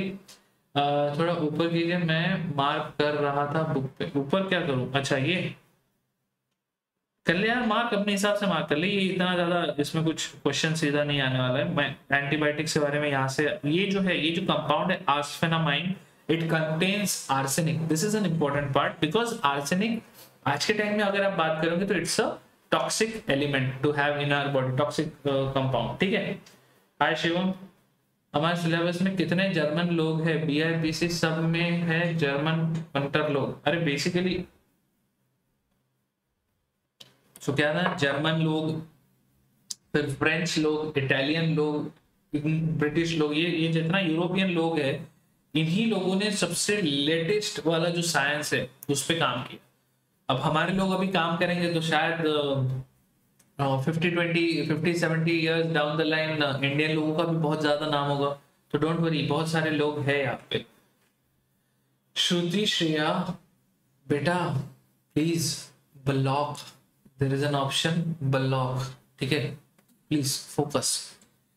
जिंदगी में ये चीज सीखना बहुत जरूरी है। जितना भी टॉक्सिक लोग आपके आसपास होंगे, जितने भी टॉक्सिक टाइप के लोग ही नहीं, सिचुएशंस भी जो आपके आसपास होंगे, आपको उनको ब्लॉक करते आना चाहिए। मेंटली ब्लॉक करोगे तभी आप फोकस कर पाओगे सही चीजों पे, ठीक है। प्लीज सब लोग फोकस करो यहाँ पे, थैंक यू सो मच। तो अभी हम बात कर रहे थे एंटीबायोटिक्स के बारे में। मैं थोड़ा सा बात करना चाहता हूँ, ठीक है। ऐसी चीजें मैं बताना चाहता हूँ जो इस बुक में नहीं दी हुई है, तो प्लीज उसको मिस मत करो। दिस इज सल्वर्सान, जो कि that was the drug which was used for overcoming the syphilis, ठीक है। इसके बाद आगे हम पढ़ते हैं, आगे क्या बताया है। एल्ड्रिक was working on azo dyes also. He noted that there is a similarity in structure of salvarsan and azo dyes. अब यहाँ पे देखो क्या है ये एजोडाई और सल्वर्सान में क्या कॉमन है, आपको याद आ रहा है? हमने एजोडाई के बारे में पढ़ा था कपलिंग ऑफ डायazonium कंपाउंड में हमने इसके बारे में बात किया था, ठीक है। तो जब हमने कपलिंग ऑफ डायazonium सॉल्ट की बात किया था तो वो एजो डाइज बने थे जिनके कलर थे येलो कलर का था। जब अमीन के साथ था आपके पास, मतलब पैरा पोजीशन पे अमीन था, पैरा पोजीशन पे OH था, तो ऑरेंज कलर का कंपाउंड था, ठीक है। यहाँ पे दैट नाइट्रोजन फैमिली का आर्सेनिक यहाँ पे जुड़ा हुआ है, ठीक है। तो इसमें the AS double bond AS linkage present in arsphenamine resembles the NN linkage present in azodize in the sense that arsenic atom is present in place of nitrogen. So he also noted tissues getting colored by dyes selectively. Therefore, Ehrlich began to search for the compounds which resemble in structure of azodize and selectively bind to bacteria. In 1932, he succeeded in preparing the first effective antibacterial agent, Prontosil, which resembles in structure to a compound salvarsan. So this is Prontosil. ये जो है वो compound जो दिखने में salvarsan जैसा ही है, थोड़ा अलग है, लेकिन इसमें आपके पास ये जो है this is the azo linkage. अब इसमें ये salvarsan से देखो आपको बाद में मिला सल्फानिलामाइड, ठीक है। तो सल्फानिलामाइड इज इनिशियल ऑफ द क्या बोलते हैं एंटीबैक्टीरियल ड्रग्स, ठीक है। और सल्फापिरिडीन भी अपने शुरुआत में इसके बारे में बात किया था, सल्फानिलामाइड के बारे में। तो soon it was discovered that body in the body of prontosil is converted to a compound called sulphanilamide. तो बॉडी के अंदर ये sulphanilamide is acting as the antibacterial और एंटीमाइक्रोबियल। अनिकेत श्रीवास्तव नीट के यस ऑलमोस्ट मैं कहूंगा सारे क्वेश्चंस एनसीईआरटी से ही आते हैं, ठीक है। उनका एप्लीकेशन के ऊपर क्वेश्चन आते हैं, लेकिन अब ये जो चैप्टर है ये चैप्टर तो पूरा का पूरा यही से आएगा, ठीक है, डोंट वरी, ये पूरा एनसीईआरटी से आएगा, इसमें जो भी क्वेश्चन आएगा। So which is a real active compound the sulpha drugs were discovered. अब ये सल्फा ड्रग्स ऐसे अगर आप देखो तो naturally they were already being used by a lot of क्या बोलते हैं पुराने जो लोग थे, ठीक है, they were already using these kind of things. इन्होंने इसे पहली बार केमिकली सिंथेसाइज किया लैब में। तो a large range of sulfonamide analogs was synthesized and one of the most effective is sulfapyridine. So despite the success of sulfonamides, the real revolution in antibacterial therapy began by the discovery by Alexander Fleming in 1929 of the antibacterial property of penicillin fungus. Penicillium fungus जो है isolation and purification of the active compound to accumulate sufficient material for clinical trial took 13 years. Exactly, it was during the World War II. Yes दीक्षा, मैं numericals करवाऊंगा, ठीक है। हम लोग Monday से हम लोग स्टार्ट करेंगे ऑर्गेनिक के क्वेश्चन सॉल्विंग, ठीक है, एंड फिजिकल के भी question solving, and I will be starting with inorganic का आगे का पढ़ाई, ठीक है। तो इनऑर्गेनिक मैं आप लोगों को कंप्लीट करवाऊंगा करीब करीब 20 से 25 दिन में मैं खत्म करने की कोशिश करूंगा, ठीक है। एंड साथ ही साथ हम लोग क्वेश्चन सॉल्व करना शुरू करेंगे फिजिकल के, एंड फिर हम लोग आगे बढ़ेंगे, ठीक है। ये आज का जो सेशन है this is the last session of organic chemistry. Basically organic तो खत्म ही हो चुका है, अब आप बायो ही पढ़ रहे हो, आप बायो केमिस्ट्री वाला पार्ट पढ़ रहे हो, केमिकल्स जिनका इंटरेक्शन बायोलॉजिकल के साथ या ह्यूमन और एनी लिविंग ऑर्गेनिज्म में किस तरह से इंटरेक्ट कर रहा है। सो एंटीबायोटिक्स के बारे में थोड़ा सा बात करते हैं, बहुत ही इंटरेस्टिंग ये है। 1942 में एंटीबायोटिक उन्होंने मतलब वो क्या बोलते हैं प्योर फॉर्म में इन्होंने सेपरेट आउट किया, आइसोलेट किया, and I think it is 1943 या 1944 जब उनको इसके लिए नोबेल प्राइज मिला। Now there is a very important line that he used जब उनको नोबेल प्राइज मिला, and I don't think that line is given here. Okay, so that line was simply antibiotics are very powerful chemicals. Now before this, any kind of basic bacterial infection in a body could lead to death, क्योंकि हमारे पास ऐसी कोई दवाई नहीं थी जो specifically bacteria को target करके खत्म करती थी।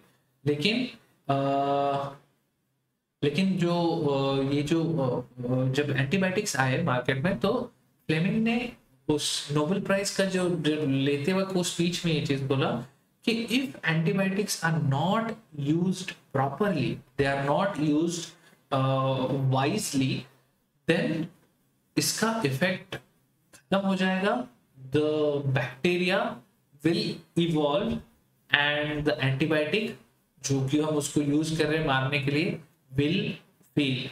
Now this was a very important statement given by Alexander Fleming sir, and it happened in a couple of years. अब वर्ल्ड वॉर 2 के दौरान आपको समझ में आ रहा है कि ये जो अलाइड फोर्सेस थी, जो यूरोप के पास, this was a very strong powerful medicine. And आप इमेजिन करो, कोई भी अगर कहीं पे भी जख्मी हो रहा है तो इट्स ओपन फील्ड, तो वो लोगों को बचाने के लिए तब ये बहुत ज्यादा यूज हुआ है पेनिसिलिन का. And with in like few years, like this is something somewhere around 1951, the first antibiotic resistant bacteria was discovered. Now antibiotic resistance का मतलब क्या है, तो मैंने वापस आपको क्या बताया था, फंगस जो था, fungus were using these chemicals to fight with bacteria. अभी बैक्टीरिया के साथ ये जो फंगस फाइट करने के लिए केमिकल यूज कर रहा है, तो केमिकल बार बार स्टूपिडली यूज होने के चलते दैट बैक्टीरिया अंडरस्टूड. अब जो बैक्टीरिया बच गया उस केमिकल अटैक से, उनकी तादाद बढ़ने लगी एंड इवेंचुअली जितने भी बैक्टीरिया थे they became like antibiotic resistant. Now this antibiotic was not able to kill them anymore. अरे कोई बात नहीं श्रुति, कोई बात नहीं, फोकस करो. चलो, बायोमोलिक्यूल्स एवरीडे लाइफ क्वेश्चंस करने वाले हैं ऐप पे. यस, कल करेंगे 10th हम उसके ऊपर क्वेश्चंस. 5 मिनट दो, 10 मिनट मतलब नहीं, 5-10 मिनट नहीं, थोड़ा टाइम लगेगा. उसके बाद अपन ये डिस्कस करते हैं कि कल क्या टाइम किस टाइम पे करें. ठीक है, don't worry. So we are going back to the same era before antibiotics since we are abusing antibiotics. Yes Riddhi, you are right. ठीक है, कोई बात नहीं श्रुति, टेंशन मत लो. तो ये जो एंटीबायोटिक्स वाला जो पूरा चक्कर है, ठीक है, करेक्ट सही बोल रहे हो रिद्धि. सो मैं बोल रहा था ये जो एंटीबायोटिक्स वाला जो पूरी कहानी है, तो एंटीबायोटिक्स जो है they were being 4 pages left. ठीक है, they were being abused, but at the same time people understood that antibiotics have huge range of application. तो मैं थोड़ा सा इसके बारे में और बात करना चाहूंगा. Like there are broad spectrum, narrow spectrum, इसके बारे में अपन बात करेंगे. लेकिन एंटीबायोटिक्स जो है, एंटीबायोटिक्स को आप डिवाइड कर सकते हो in kind of let's say 4 categories में आप डिवाइड करते हो. Level 1, level 2, level 3, level 4. Now level 4 is like so strong, तो सब जितने भी बैक्टीरिया है अच्छे पूरे सबको खत्म कर देगा. तो again let me come back to that point. मैंने क्या बोला था, जब आप एंटीबायोटिक लेते हो आपको साथ में एक प्रोटॉन इनहिबिटर भी एज अ दवाई दिया जाता है कि खाने के पहले ये गोली खाना, ठीक है, फिर खाना और फिर एंटीबायोटिक खाना. ठीक है ना, इसका एक बहुत इंपॉर्टेंट रीजन है ऐसा क्यों किया जाता है. बेसिकली एंटीबायोटिक जो है आपके बॉडी में जाएगा तो बॉडी के अंदर there are lot of good bacterias. वो गुड बैक्टीरिया आपके बॉडी के अंदर आपके बॉडी की प्रोसेसेस जो है उनको आगे बढ़ाने में हेल्प करते हैं. लेकिन एंटीबायोटिक जो है उसको मार देगा. अब अगर एंटीबायोटिक उसको मार देगा तो आपके बॉडी के जो फंक्शंस है which include something as simple as digestion food, that will not happen. If that will not happen, acid generate होगा तो फिर आप बॉडी डिस्टर्ब हो जाएगी. तो that's why you are given that ranitidine और ज़ैंटैक जो है, या उसका कोई भी different type of molecules are there. ठीक है, एंटी प्रोटॉन इनहिबिटर जो साथ में दिया जाता है. Now these antibiotics are being abused on a level we cannot imagine. Let me come to that. Just a minute. चलो, आपके कीबोर्ड में स्मॉल कैप्स नहीं है, सिर्फ ऑल कैप्स यूज कर रहे हैं. अरे यार, ठीक है. What is हकल rule Padmesh? हकल rule यार वो 4n पाई इलेक्ट्रॉन्स है अगर, तो it is anti aromatic. 4n + 2 pi electron है तो it is aromatic. That is the हकल rule. ठीक है, चलो ज्यादा टेंशन मत लो everyone. We have Supriya with us. ठीक है, आगे आ जाओ. So don't worry, please everyone focus, please. ठीक है, thank you so much. Antibiotics have either sidal effect or a static effect, मतलब killing effect or inhibitory effect on microbes. So a few examples of the two types of antibiotics are bactericidal, जो कि खत्म करेंगे bacteria को, that is penicillin, aminoglycosides and ofloxacin. ये आपको पता होना चाहिए, इसके ऊपर क्वेश्चन सीधा सीधा आता है नीट में। ये क्वेश्चन आया हुआ है जहां पे लिटरली आपके पास ये 4 ऑप्शन थे, ऑफ्लोक्सासिन, एरिथ्रोमाइसिन, टेट्रासाइक्लिन एंड क्लोरो, नहीं ये नहीं था, फेनिकॉल, दूसरा कोई एक था, और उसमें ये पूछा गया था कि which one of the following is bactericidal. सीधा सीधा क्वेश्चन है। एक निमोनिक है, तेलुगु में है अमाइनी पेन अजीते पसक, शायद आपको समझ में आए, नहीं आया भाई ठीक है, बहुत हार्ड है। तो ये आपको याद रखना है, penicillin, aminoglycosides and ofloxacin are bactericidal, they will kill the bacteria, and erythromycin, tetracycline and chloramphenicol, they will affect the process of bacteria, ठीक है, they will inhibit the effects of bacteria. Now the range of bacteria or the other microorganisms that are affected by certain antibiotic is expressed as its spectrum of action. Antibiotics which kill or inhibit a wide range of gram-positive or gram-negative bacteria are said to be broad-spectrum antibiotics. Those effective mainly against gram-positive or gram-negative bacteria are narrow-spectrum antibiotics. तो specific and wide range इस type का है. So if effective against a single organism or disease, they are referred to as limited-spectrum antibiotic. So penicillin G has a narrow spectrum. Ampicillin, amoxicillin are synthetic modifications of penicillin. आज अगर हम लोग India में अगर जो सबसे ज्यादा antibiotic ये दिया जाता है, दैट इज एमोक्सिसिलिन, ठीक है. These have broad spectrum. It is absolutely essential to test the patient for sensitivity to penicillin before it is administered. In India, penicillin is manufactured at Hindustan Antibiotics in Pimpri बोले तो पुणे में क्या, Pimpri Chinchwad, in private sector industry, ठीक है. इसके बारे में और थोड़ा सा बात करते हैं. Chloramphenicol, isolated in 1947, is a broad-spectrum antibiotic. It is rapidly absorbed from gastrointestinal tract and hence can be given orally in case of typhoid, dysentery, acute fever, certain form of urinary infections, meningitis, and pneumonia. Vancomycin and ofloxacin are other important broad-spectrum antibiotics, and the antibiotic dicydazarine is supposed to be toxic towards certain strains of cancer. Now these are the compounds, ये इनके generic compounds है. थोड़ा सा एक और बात मैं आपको एंटीबायोटिक्स को लेके बता रहा था, जो रेजिस्टेंस वाली जो बात है, क्या कह रहे हो, bacteriostatic ETC et cetera, stat sound is for static. अच्छा yes, narrow and broad spectrum. तो मैं बता रहा था जो टाइप ऑफ एंटीबायोटिक्स है, जो आप ऐसे सोचोगे ऑन द बेसिस ऑफ, अगर ब्रॉड स्पेक्ट्रम एंटीबायोटिक्स की मैं बात करूं, ब्रॉड स्पेक्ट्रम मतलब वो रेंज ऑफ बैक्टीरिया को खत्म करते हैं. नाउ जो लिमिटेड स्पेक्ट्रम या नैरो स्पेक्ट्रम एंटीबायोटिक्स है, they are very specifically dealing with some kind of specific bacteria in our body, which is fine. लेकिन क्या होता है अपने देश में अभी इशू क्या हो रहा है कि हम लोग जनरली, जैसे amoxicillin is a synthetic antibiotic which has a broad spectrum, तो लोग क्या करते हैं कि अच्छा कुछ भी हो गया एंटीबायोटिक खा ले. कई बार लोगों को फीवर हो जाता है, एंटीबायोटिक ले लो. अब इस टाइप के तरीके से चलते, मतलब even doctors are to be blamed for this thing. तो एंटीबायोटिक जो है, antibiotic was rampantly being used. Now antibiotics के ऊपर जो रिसर्च है, that research takes a lot of money, lot of time, and that stopped somewhere around 1980s. पकड़ लो 1980s के बाद कोई भी नया एंटीबायोटिक डिस्कवर नहीं हुआ. एक हाथ हुआ होगा, लेकिन that was like some kind of थोड़ा बहुत चेंज करके जो मिल गया वो.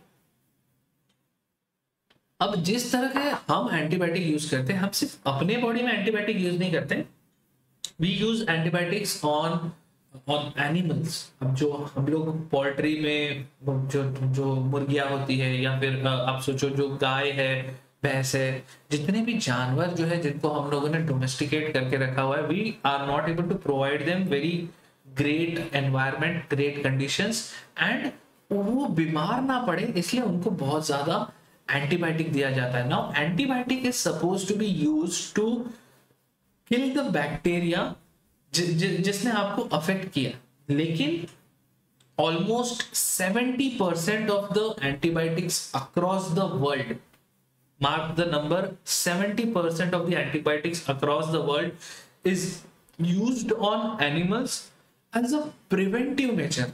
Now just think about it. It is something, it's a curative drug. It is something which is supposed to enter your body and kill the microbes, kill the bacteria.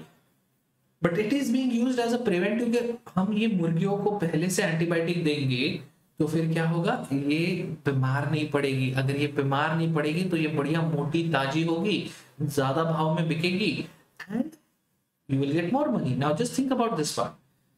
These animals, chickens, pigs, all kind of domesticated animals like cows and buffaloes and all of them, they are given these kind of antibiotics as a preventive वो.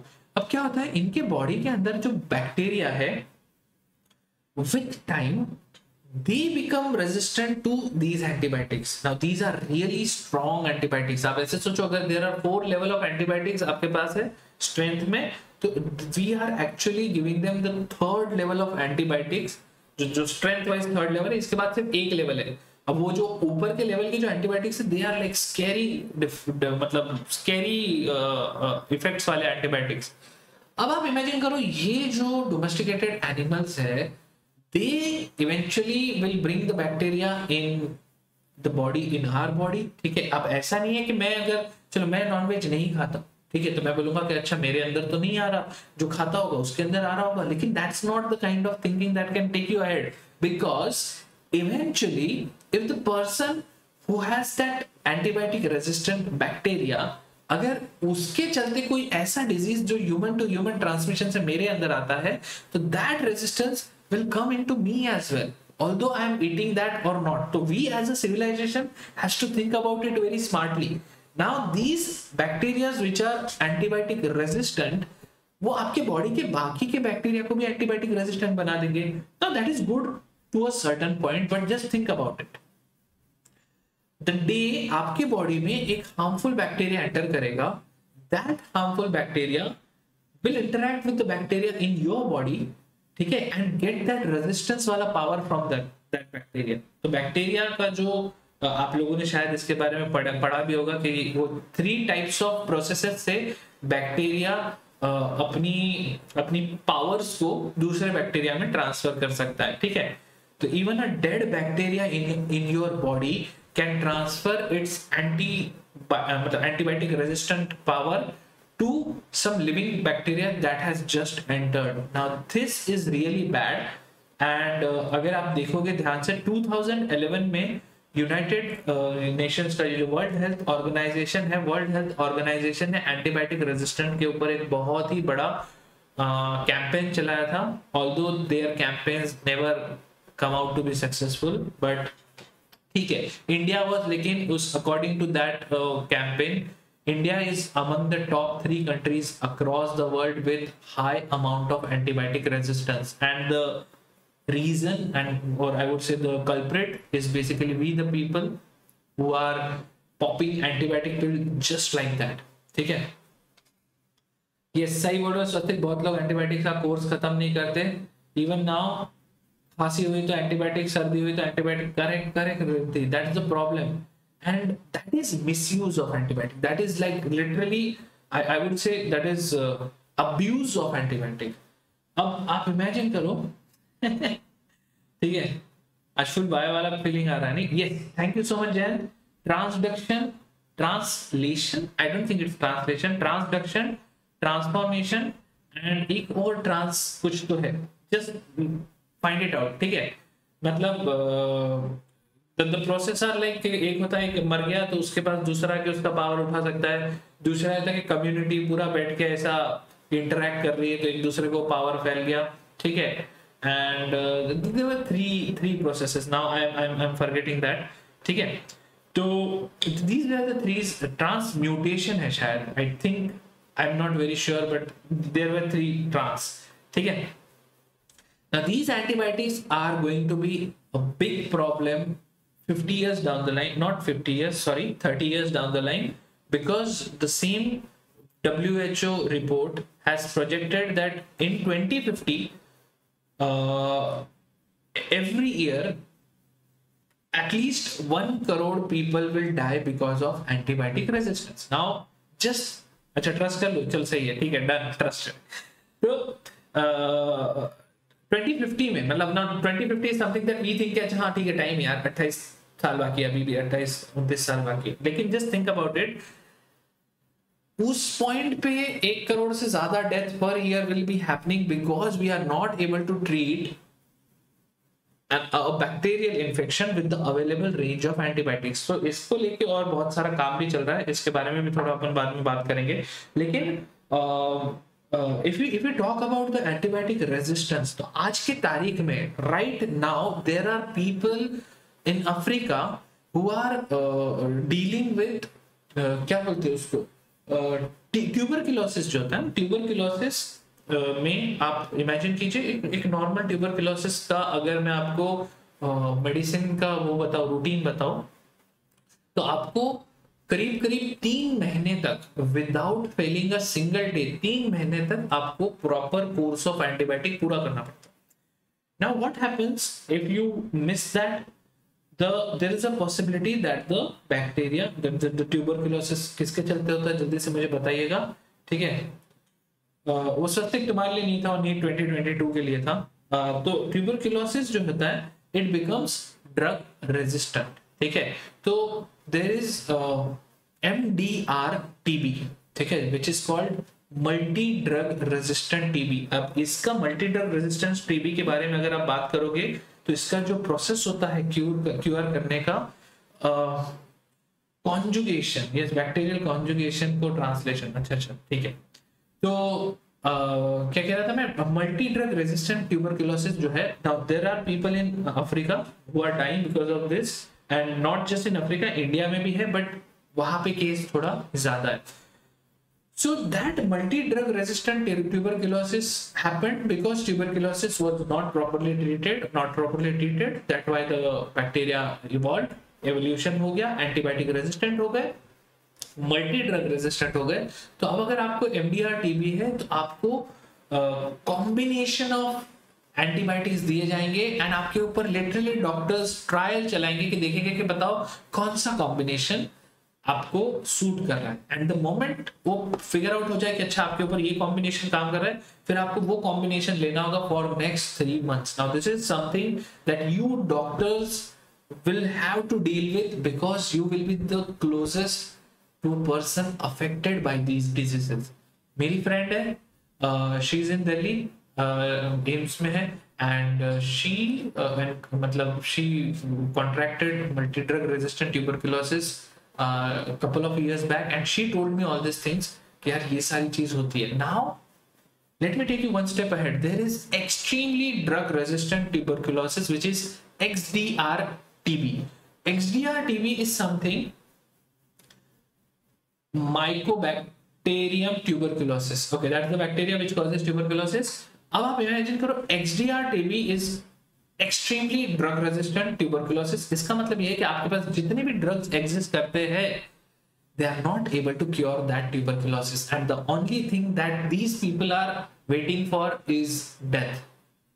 So if you want, please Google this, you will find out everything about this thing, XDR tuberculosis, and that is just one kind of bacteria which mutated to such a level कि आपके पास जितने भी available हथियार है कोई भी उसके ऊपर काम नहीं कर रहे, कोई भी उसको मारने में या क्योर करने में काबिल नहीं है।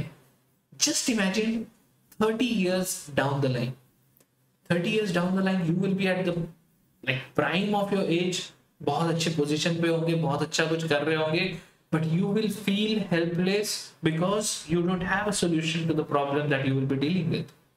that is something जो आपका भी फ्यूचर है, ठीक है। But again there is always hope, ठीक है, we human beings survive on hope. तो there are different kind of treatments. I suggest you कि टेड टॉक, अपने सबने टेड टॉक्स टेडएक्स तो देखे ही होंगे। टेडएक्स का एक आध एनिमेशन है जिसके ऊपर आप एंटीबायोटिक रेजिस्टेंस एनिमेशन, उसके ऊपर एक वीडियो है, 4-5 मिनट का वीडियो होगा, आप देख लो, आपको पता चल जाएगा। तो there are these new ways of finding out how to kill the bacteria, and just antibiotics are not enough, so there are new kind of techniques which are coming bacteria को viral infection करवा के मारने वाला एक technique है जिसके ऊपर अभी लेटेस्ट काम चल रहा है, ठीक है। I am not remembering the name, लेकिन वायरस बहुत छोटा होता है बैक्टीरिया के कंपैरिजन में। तो there are some virus which can kill the bacteria, ठीक है। Can genetical engineering work in this case? I don't know, it might, I don't know, there is possibility, ठीक है। तो लिंक टेलीग्राम पे, हाँ मैं करता हूँ, शेयर करता हूँ, आज के इसमें शेयर करूंगा। Now I know all these things because I was researching on this specific topic करीब करीब 4 या 5 साल पहले, and I think it was 2016 जब मैं इसके ऊपर काम कर रहा था, बट मैं कभी इस पे वीडियो बना नहीं पाया, ठीक है। लेकिन that is a very very very scary thing, मतलब सुन के आपको लगेगा कि इट्स जस्ट बैड, ठीक है। टीबी आए तो स्किन के अंदर लंग्स में भी घुस जाता है, बताओ। Now this is bad, like all kind of bacteria are really going to be scary. चलो आगे बढ़ते हैं, लेट्स टॉक अबाउट ड्रग्स। तो एंटीसेप्टिक्स के बारे में हम लोग अब बात करते हैं, एंटीबायोटिक्स के बारे में बाद। Antiseptics and disinfectants are also chemicals which kill or prevent the growth of microorganisms. They are applied on living tissues such as wounds, cuts, ulcers, diseased skins. इसमें सोप्रामाइसिन, फुरासिन, these are like सल्फर के compounds, मतलब वो है क्या बोलते हैं derivatives है। Now these are not ingested like antibiotics. Commonly used antiseptic Dettol is chloroxylenol. Chloroxylenol and terpineol, these are used in Dettol. ये दोनों आपको दिख रहे हैं Dettol में यूज होने वाले ये कंपाउंड, ठीक है। Bithionol, the compound is called bithionol. Bithionol is added to soap to impart antiseptic properties. Iodine is a powerful antiseptic. आपने देखा होगा टिंचर आयोडीन या ये सब पिटाडीन वगैरह ये जो है मार्केट में मिलता है। So that is 2 to 3% solution of alcohol water mixture and is known as tincture of iodine. It is applied to the wound. Iodoform is also used as an antiseptic for the wounds. Boric acid in dilute aqueous solution is a weak antiseptic for eyes. Disinfectants are applied to inanimate objects. So जैसे antiseptics are applied for on these kind. दीक्षा, नींद ना आने वाले लोगों को कौन सा drug दिया? दीक्षा का नींद ना आने वाले लोगों को कौन सा ड्रग दिया करा है? मेरे को नहीं पता भाई, वो नींद आने वाले ड्रग्स के बारे में बात नहीं करते because they are kind of क्या कहते हैं उसको, जो अभी अपन ने पढ़ा था ना, दे आदत लग जाती है जिसका, एडिक्टिव ड्रग्स होते हैं वो, ठीक है। Why God created these kind of bacteria? I think Swastik, this is not a right question. Why God created anything? Why no one has created anything? We exist because of these bacteria. Okay, just imagine we have more bacteria in our body than human cell. Let me rephrase it again. We have more number of bacteria in our body than the number of cell. So we are more bacteria than a human. Let's not put that word that way. ठीक है, Swastik, you are a JEE student. I think that's the reason why तू इस चीज को ऐसे एकदम से देखो कैसा था, हर चीज का ऐसा सोल्यूशन है तारे यार, ये क्यों एग्जिस्ट करता है, वो क्यों एग्जिस्ट करता है ना, that's not how it works. We exist because of these bacteria. 10 years experience वाले आप स्ट्रगल कर रहे हो इन कंपाउंड के नाम बोलने में, हम याद भी कैसे रखें? I don't know, sorry Jayant, I have no idea. Sedatives are addictive, right? या चलो, तो हम बात कर रहे थे antiseptics are used on us, we use it on our surface, bodies, wounds and cuts. Disinfectants, which are very popular nowadays because of the coronavirus, they are used on inanimate objects such as floor, drainage system, instruments. Now same substance can act as an antiseptic as well as disinfectant, लेकिन disinfectant मुझे जहाँ तक समझ में आता है they are more strong as compared to antiseptics, because the idea is to prevent any kind of bacterial growth or microbial growth, colonization happening on that inanimate object. So 0.2% solution of phenol is antiseptic while its 1% solution is disinfectant. Interesting, देख रहे हो आप, concentration बढ़ गया, ठीक है. Phenol जो है 0.2% is antiseptic, 1% disinfectant. Chlorine in concentration of 0.2 to 0.4 ppm can in aqueous solution, and sulfur dioxide in very low concentration are disinfectants. So ये चीजों को आपको थोड़ा सा पता रखना जरूरी है, ठीक है. सॉरी, मैं कई जगह पे इतना ज्यादा एक्साइट हो गया, मैंने चीजों का नाम नहीं लिखा, सॉरी मार्क नहीं किया, तो प्लीज आप ये सारी चीजों को मार्क कर लीजिए, ये सारा इंपॉर्टेंट है. डेटॉल वाला चीज भी बड़ा इंपॉर्टेंट है, सीधा सीधा क्वेश्चन आएगा, तो it's free mark I would से, ठीक है.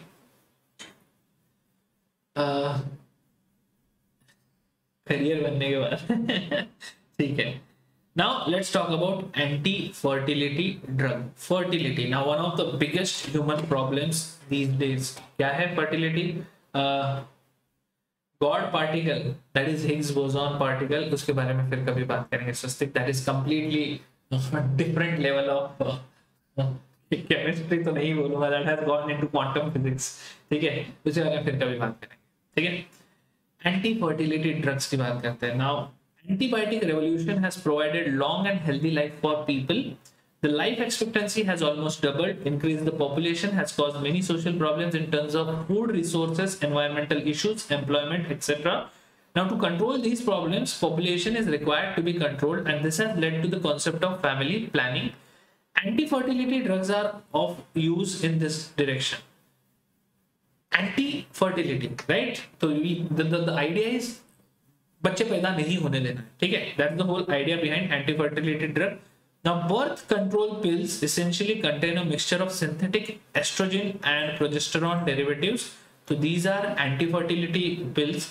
Both of these compounds are hormones, and it is known that progesterone suppresses ovulation. Now, I think reproduction, ये वाला जो part है, that is really very clear to all of you. इसमें मेरे को कोई doubt नहीं है, ठीक है. तो इस रिप्रोडक्शन वाले सिस्टम में प्रोजेस्टेरॉन जो होता है, progesterone suppresses the ovulation process. Ovulation में एग अगर निकलेगा नहीं या एग फर्टिलाइज नहीं होगा तो technically it will act as a birth control, which is again a very synthetic thing but used on a very large scale, ठीक है. Now these have really bad effects on human beings, but that's not part of this chapter because I don't know why they don't feel कि ये सब discuss होना चाहिए. लेकिन these I think like sex education is something जिसको बहुत ज्यादा अच्छे तरीके से explain किया जाना चाहिए in books, in the syllabus when we are talking about these kind of things, ठीक है. And there is a high possibility like most of you might end up using one of these things and that can have really bad effect on you, ठीक है.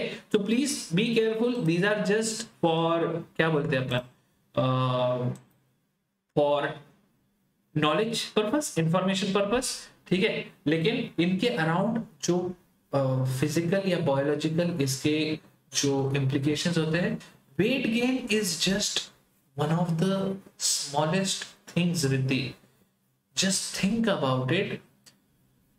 Right now 2021, people really don't know the after effects of these drugs. Doctors, really good doctors, people who are doing masters and post graduation or specialization in these fields, they are also not sure about these kind of things. Trust me, this is a big issue. BMW बोल रहा है this is not knowledge, this is future. ठीक है.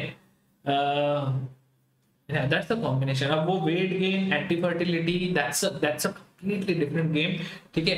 लेकिन if you just study about this whole process, this is a very complicated field in itself, ठीक है.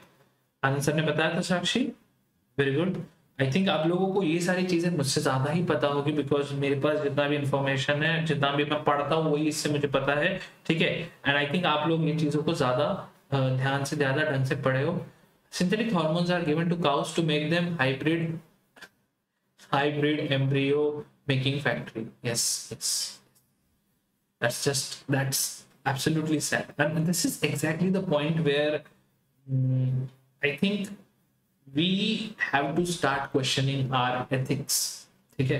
So not now, maybe 5 years down the line, once you all become doctors, maybe I will be the person who will come again in front of you with a completely different subject, maybe ethics. ठीक है. But let's keep it for that day. आगे बात करते हैं. Synthetic progesterone derivatives are more potent than progesterone. Norethindrone is an example of synthetic progesterone derivative most widely used as an anti-fertility drug. The estrogen derivative, which is used in combination with progesterone derivative, is ethinyl estradiol, novestrol, and अभी आपको समझ में आएगा ये सारी चीज. मतलब these are just memes. Now anti-fertility is again one thing, because we are really obsessed with sex. Our whole, I think, whole civilization is obsessed with sex, starting from the past. Like I don't know, जितना भी past आपको जो भी historical evidence आपको मिल जाएगा, जब से human generation, humankind exist करता है, we are obsessed with sex, and that's exactly the reason why people are more I would say people से ज़्यादा I would say commercial outlook is a lot towards these kind of products. But at the same time, there is the other side. We are also creating drugs and chemicals which will improve fertility, because the lifespan has increased. What do you say, the length of our life has increased, but the quality of our life has degraded, and that degradation is eventually causing all sorts of outcomes, all sorts of bad things. And that's exactly the reason why you people, I am just a teacher, मैं तो सिर्फ इन सारी चीजों के बारे में बात कर सकता हूँ, but you people will be on the forefront, on the horizon of science, solving these problems for the whole human race. ठीक है. And I hope you all are motivated in doing that well, because the answer to our future, as BMW said, lies in your hands. ठीक है. मेरे specs का number कितना है? लो BMW का सवाल देखो कितना इंटरेस्टिंग है. Yes, we talk about this in psychology, sexual motivation and its evolution. और हमें समझ आ रहा है कि आप बहुत डाइवर्स चीजें से पढ़ रहे हो. Space science, quantum science, bio का रिलेटेड चीजें, टीवी, जीन इंजीनियरिंग. मैं बहुत जानता नहीं हूँ यार, मैं बहुत सारी चीज़ों को स्टडी करता हूँ, that's basically what I am, that's the kind of things I do. तो केमिस्ट्री पढ़ाना is just one of the thing that I got from my teachers, क्योंकि मुझे बहुत अच्छा लगता है केमिस्ट्री, बिकॉज उन्होंने मुझे बहुत प्यार से पढ़ाया था. And I want to do this for everything that we study. मतलब science is on horizon. Science horizon का मतलब समझ रहे हो आप? Science is at that point जहां पे people right now are able to contribute to the science and solve problems that are visible to us in our daily life. We all are, मतलब क्या बोलते हैं, encountering problems every day, whether it's biology, whether it's chemicals, whether it's physics, whether it's engineering, whether it's any kind of computer based coding. We are trying to deal with a lot of problems just because our race should survive. We should go to Mars one day, and the idea is हमें इस सारी चीजों के लिए fight मारना पड़ेगा. Trust me, if you are here to just study chemistry, just study biology, just study physics so that you become a doctor one day, I think that's a waste. That's waste of your skill, that's waste of your motivation. You are here because you want to do something that will improve the life of all kind of living organisms that we are attached to. ठीक है. We want to survive, we want to, मतलब reproduction is the dumbest way we can make our civilization exist. बच्चे पैदा करो, कुछ ना कुछ कैसे न कैसे हालत में तो रह ही जाएंगे, लेकिन that's not possible. That's not, मतलब if you cannot improve the life living conditions of everyone who is around us, of this whole planet. वसुधा को संस्कृत में अर्थ जो है उसको वसुधा बोलते हैं. ठीक है. एंड ये पूरा जो planet है, ये पूरा जो पृथ्वी है, it's a family. And we are all interdependent on all kind of living organisms, all kind of non-living organisms on this planet, and you have to make a positive impact by your existence. That's the reason why you are putting effort right now, right here, जबकि वहां पे IPL चल रहा है, ठीक है? So game development absolutely ठीक है, स्वस्तिक बात करेंगे इस बारे में. Thank you so much Riddhi. Elon Musk बनेगा BMW. Yes, you will become one day. You will do things better than him, more than him, and the only way, world's number was most earning. Earning को लेके BMW किसी दिन मैं तुम्हारे साथ बात करूंगा. तुम्हारे दिमाग में पैसा जो कॉन्सेप्ट है अभी वो अलग तरह से बैठा हुआ है, ठीक है? पैसे के बारे में अपन फिर से बात करेंगे फिर कभी, ठीक है? It's right, Swastik. सुदैव कुटुंबकम. This is something we have to keep in our mind, ठीक है? चलो इसके बाद ये आगे बढ़ते हैं, ठीक है? आखिरी जो पार्ट है that is about chemicals, synthetic chemicals which are used as food colors, which are used as flavors and sweeteners, which are emulsifiers, stabilizing agents, because we just want to increase the shelf life of things. Then there are floor improvers and anti-staling agents and bleaches, antioxidants, preservatives and nutritional supplements. All of these, ये जो साथ के साथ चीजें हैं, अगर तुम्हें पैसा चाहिए, why don't you work on any of these things and you will earn a lot of money, because anything around food it grows into a big commercial business in our civilization. ठीक है? इसमें से JEE में कुछ नहीं आता, ठीक है? डोंट वरी स्वस्तिक, ये सब इंटरेस्टिंग चीजें हैं. अंकित को स्टॉक मार्केटिंग और म्यूचुअल फंड के बारे में जानना है. शायद किसी दिन मैं बात करूंगा इन सारी चीजों के बारे में. We will talk about the concept of money. We will talk about the concept of market, stocks, ठीक है? एंड उसके ये सारे जो फाइनेंशियल इंस्ट्रूमेंट्स कहते हैं इनको, इन सब के बारे में मैं किसी दिन बात करूंगा, लेकिन that's not strictly related to chemistry. तो वो किसी दिन मैं अपने लिए, आप लोगों के लिए टाइम पास सेशन बनाऊंगा, ठीक है? और उन सारी चीजों के बारे में बात करूंगा जिसके बारे में हम लोग बात नहीं करते हैं. And one of the thing is पैसा कैसे कमाना है. कॉन्सेप्ट ऑफ मनी के बारे में फिर बात करेंगे, ठीक है? आगे बढ़ते हैं. Let's talk about chemicals in food. Now chemicals in food में एक बहुत ही इंपॉर्टेंट जो चीज है that is sweetening agent. Now artificial sweetener, क्या बात है स्वस्तिक, तुझे बायो का असली मजा आ रहा है, फील आ रहा है? Because I am telling you, science is awesome, science is beautiful. बस वही है कि हम उसके साथ उस तरह से डील नहीं कर पाते. It has become a pressure for us because we are trying to compete with each other and score in an exam which someone has created, so that we get to the career choices that we think are really good for us. That's it. मतलब that's what makes it a pressurized problem, ठीक है? ऐसे सोचेंगे नहीं अपन. अपने लिए science बहुत अच्छी चीज है. अपन साइंस को हमेशा लॉजिकल तरीके से सोचने की कोशिश करेंगे तो हमें वो बहुत अच्छा लगेगा. Don't worry. So, except of the chemicals of category 7, none of the above additives have nutritive value. These are added either to increase the shelf life of the stored food or the cosmetic purpose. दिखने में अच्छा होना चाहिए या तो फिर उसको लंबा टाइम के लिए हमको चलाना है. That is the reason why chemistry के साथ बायो भी पढ़ा. साक्षी मुझे नहीं आता बायो, मैं पढ़ूंगा, पढ़ के से शायद आई डोंट थिंक, लेकिन आप लोगों के बैच को मैं पढ़ा पाऊंगा. दैट इज नीट 2021 23 24 तक शायद मैं बायो भी पढ़ाना शुरू कर दूं, ठीक है? लेकिन ट्रस्ट में, मैं आप लोगों को किसी दिन वापस मिलूंगा, not now, 5 years down the line, 10 years down the line, and हम लोग एथिक्स के बारे में जरूर बात करेंगे, ठीक है? Don't worry about that. So I definitely do it and make it happen, as you told while showing Unacademy Android. That line, don't say, just show. Yes.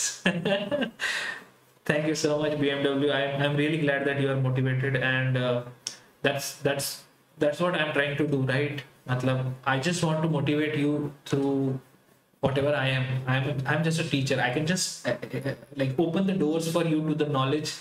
You have to go and find it. You have to go in and look into the details. ठीक है? चलो आगे बढ़ते हैं. Let's talk about artificial sweetening agents. Brazzein is a protein 10,000 times sweeter than sugar with 0 calories.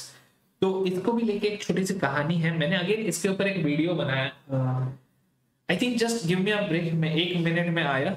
I need some water.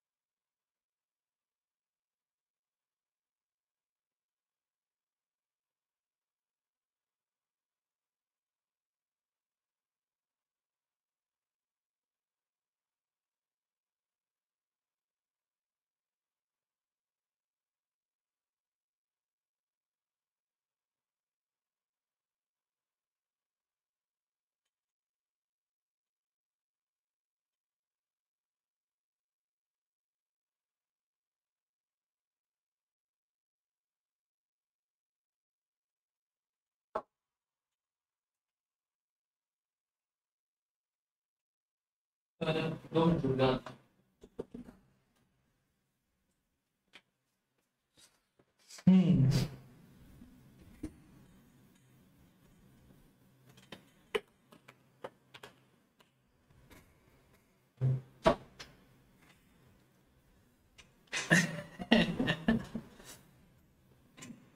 हाँ,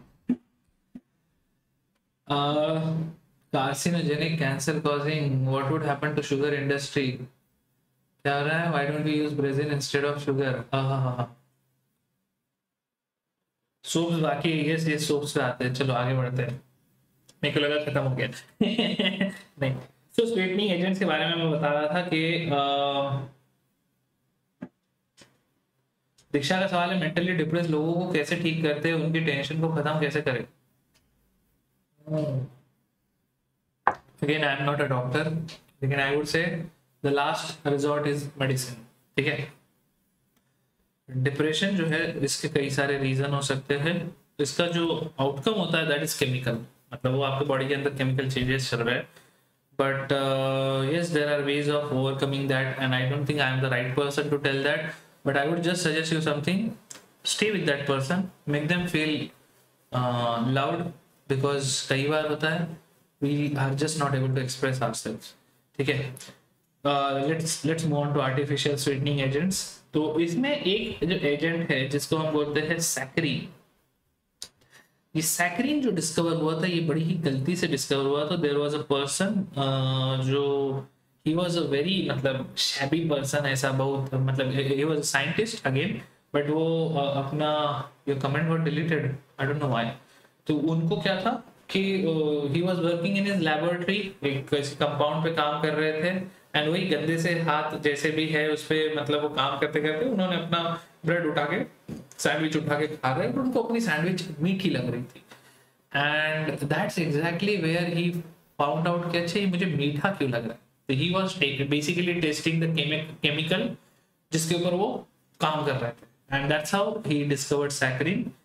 तो these are all artificial sweeteners. Aspartame, अगर आप देखोगे डाइट को, ये जो डाइट वाले जितने भी सोडाज आते हैं, डाइट वाले जितने भी कोल्ड ड्रिंक्स आते हैं, उनके ऊपर उसमें आपको दिखेंगे ये आर्टिफिशियल स्वीटनर्स होते हैं, बिकॉज शुगर जो है, शुगर बॉडी में एब्जॉर्ब हो जाता है। ठीक है Dinesh, for depression and paranoia medicines are prescribed. I know, अभी ये जो आप बता रहे हो, ठीक है, that is really not good, that is really not something that you should not sort to without any without any like suggestion from the professional, from a psychiatrist, ठीक है. But even if a psychiatrist tells you to take a drug, I would personally say मत लेना, ठीक है.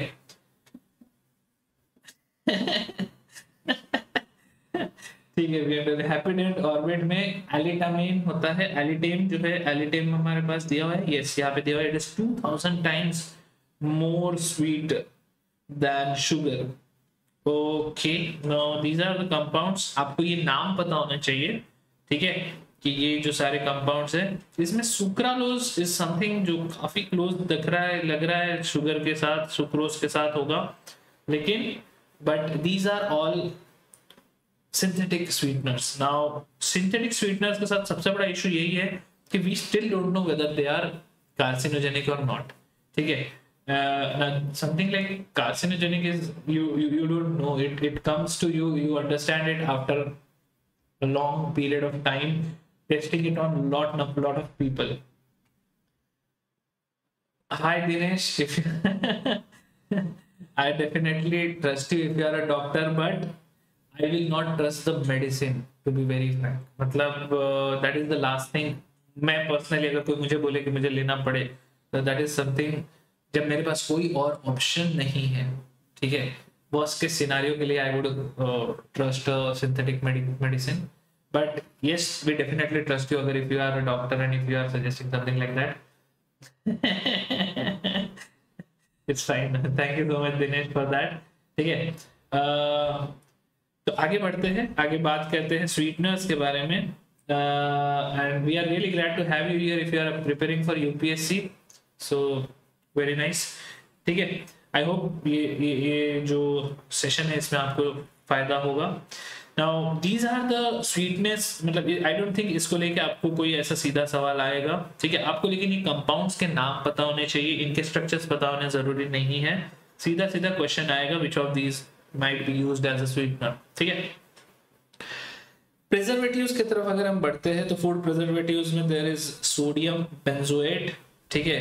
Now we have this natural preservative जो हम बचपन से ये सारी चीजें, अचार वगैरह जो ये सारी चीजें हैं, अचार है, जैम है, these are the things which are preserved, ठीक है, which are definitely like made to be used for a मतलब to be used after a long time after their preparation, ठीक है.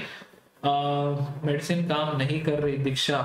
दीक्षा I don't know, I think अगर medicine काम नहीं कर रही है तो you need to like put in, I don't know, trust me, मतलब you need to meet someone, some right person who can help you out here, ठीक है. हाँ, चलो आगे बढ़ते हैं. सोडियम बेंजोएट की बात कर रहे हैं.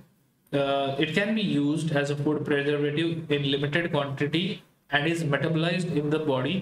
Salts of sorbic acid and propanoic acid are also used as preservatives. तो ये सारी चीजें आपको नाम से पता होना चाहिए. एंटीऑक्सीडेंट्स की बात करें तो two familiar antioxidants are butylated hydroxy toluene and butylated hydroxy anisole, ठीक है. एनिसोल आपको याद है, बेंजीन रिंग के ऊपर OCH3 लगा हुआ है, that is anisole. Now butylated hydroxy anisole and butylated hydroxy toluene. Now the addition of BHA to butter increases its shelf life from months to years. Sometimes BHT and BHA along with citric acid are added to produce more effect. Sulfur dioxide and sulfide are useful as antioxidants for wine and beer, sugar syrups, cut and peeled dried fruits and vegetables. तो आप जब भी ये सारी चीजें खरीदते हो ना मार्केट से, पैकेट में जब खरीदते हो तो आपको उसमें कुछ जो प्रिजर्वेटिव क्लास, स्टेबलाइजिंग क्लास, इन सब के बारे में लिखा होता है. आप प्लीज उसको गूगल कीजिएगा, आप उसके विकिपीडिया पेज पे जाएंगे तो आपको समझ में आएगा what are this stuff. Let us start talking about something where again chemistry की मैकेनिज्म इंपॉर्टेंट हो जाएगी. मुझे एक व्यक्ति ने कहा था कि साइंस को अगर क्वेश्चंस नहीं पूछोगे तो वो तुम्हें कभी भाव नहीं देगा. सही बात है, ठीक है. तो साइंस से सवाल पूछो, जितना ज्यादा पूछोगे उतना ज्यादा फायदेमंद होगा. Now this is glyceryl ester, ठीक है. दिस इज फैट जनरली पहले जो सोप वगैरह बनाया जाता था तो एनिमल फैट्स यूज किया जाता था, but now there is we can use synthetic fat, we can use other kind of fats. Now it is made to react with sodium hydroxide and आपको ये कंपाउंड मिलता है which is sodium stearate. Now sodium stearate plus glycerol. What is sodium stearate? यहाँ पे बस आपको समझ में आ रहा है ये जो प्रोसेस है इसमें एस्टर को तोड़ा जा रहा है. This process is saponification. सब लोगों को याद आ रहा है ना, एस्टर को ब्रेक किया जा रहा है in presence of a base. Anisole methoxy benzene है या phenoxy methane? We call it methoxy benzene, but कोई बात नहीं है, दोनों नाम ट्रिवियल नेम है, they are not IUPAC name. ठीक है, चलो. Soaps are detergents used since long. Soaps used for cleaning purpose of sodium and potassium salts of long fatty chain acids like stearic acid, oleic acid, palmitic acids. Soaps containing sodium salts are formed by heating fat with aqueous sodium hydroxide solution. Now this is the generic definition of soap formation जिसको आप saponification के नाम से जानते हो.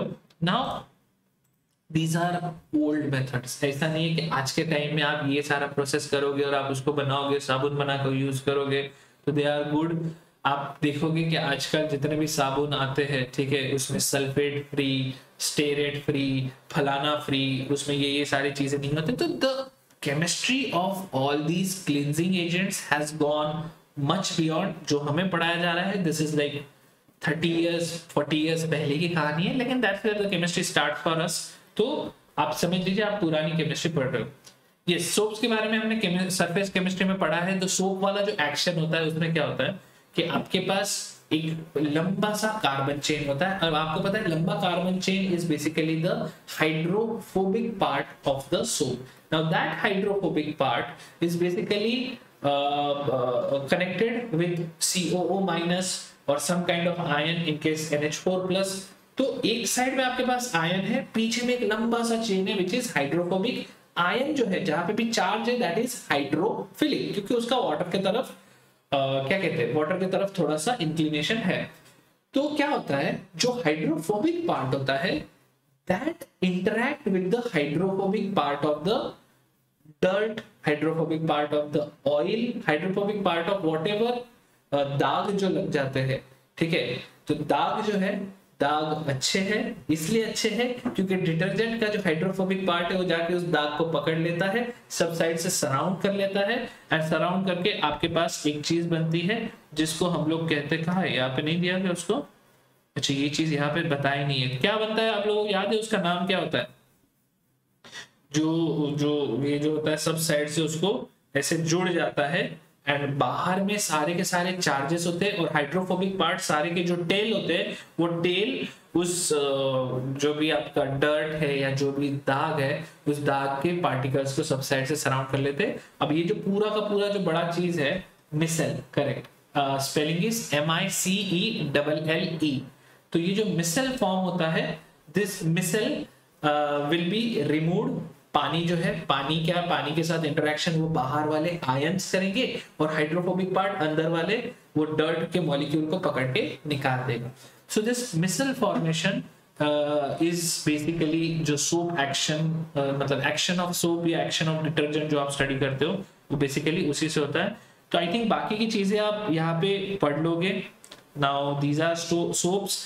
Now soaps are of different type depending on their usages. हाथ धोने के लिए है तो अलग है, बॉडी के लिए अलग है, फेस के लिए आप अलग यूज करोगे. तो पॉइंट है कि सेंसिटिविटी के बेसिस पे आप ये सारी चीजें अलग अलग चीजें बनाओगे. किस लिंक को मैं ओपन करूं जयंत, मुझे नहीं पता, मुझे कोई लिंक मिला नहीं अभी तक. ठीक है, hi game changer, how are you. तो आगे बढ़ते हैं. Let us talk about soaps not working in hard water. तो सोप्स में वो जो आयन वाला पार्ट है, that ion वाला part is कई बार it gets distracted by the salts of calcium and magnesium. तो magnesium और calcium के salt are present in water, तो we call that water as hard water. and जो ये जो अपन ने स्टेरेट वाला जो कंपाउंड देखा था, ठीक है, वो स्टेरेट में ये जो COO माइनस वाला पार्ट है उसको कैल्शियम पकड़ लेता है. अब उसको अगर कैल्शियम ने पकड़ लिया तो आपका जो आयन वाला पार्ट है जो कि पानी के साथ इंटरेक्ट करने वाला था, जो कि पानी में बाकी चीज को घोल के ले जाने वाला था, मिसल बना के ले जाने वाला था, वो कैल्शियम ने पकड़ लिया। अब कैल्शियम ने पकड़ लिया तो झाग आएगा नहीं, और अगर झाग नहीं आएगा तो फिर दाग साफ नहीं होगा। Now that is something that was a problem with soap. तो to overcome that problem, detergents were like detergents entered the market। तो अब जैसे synthetic detergents जो है, they are cleansing agents which have all the properties of soap but actually do not contain any soap। Now these can be used both in hard and soft water as they give foam in hard water as well। तो synthetic detergents are mainly classified in 3 parts। ये आपको पता होने चाहिए। Anionic detergents, cationic detergents and non-ionic detergents। ठीक है।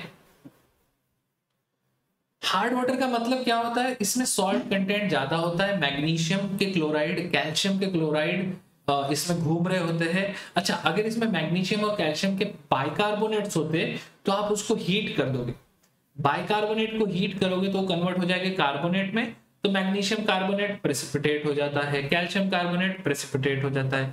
लेकिन अगर आपके पास पानी में मैग्नीशियम और कैल्शियम के क्लोराइड है तो फिर मतलब मैग्नीशियम कैल्शियम काफी ज्यादा क्वांटिटी में एक्चुअली पानी में अवेलेबल होता है। ठीक है, generally these are like abundant ions. तो अगर मैग्नीशियम कैल्शियम के क्लोराइड्स है तो वो सोप को अपना काम नहीं करने देंगे, झाग बनने नहीं देंगे, and they will inhibit the action of soap। So that kind of water is called hard water। Is it fine? BMW? मैंने कभी hard water देखा है? तो मैंने देखा है, मतलब जनरली अपने यहाँ क्या होता था, the place that I come from वहाँ पे पानी की बहुत किल्लत होते रहती है।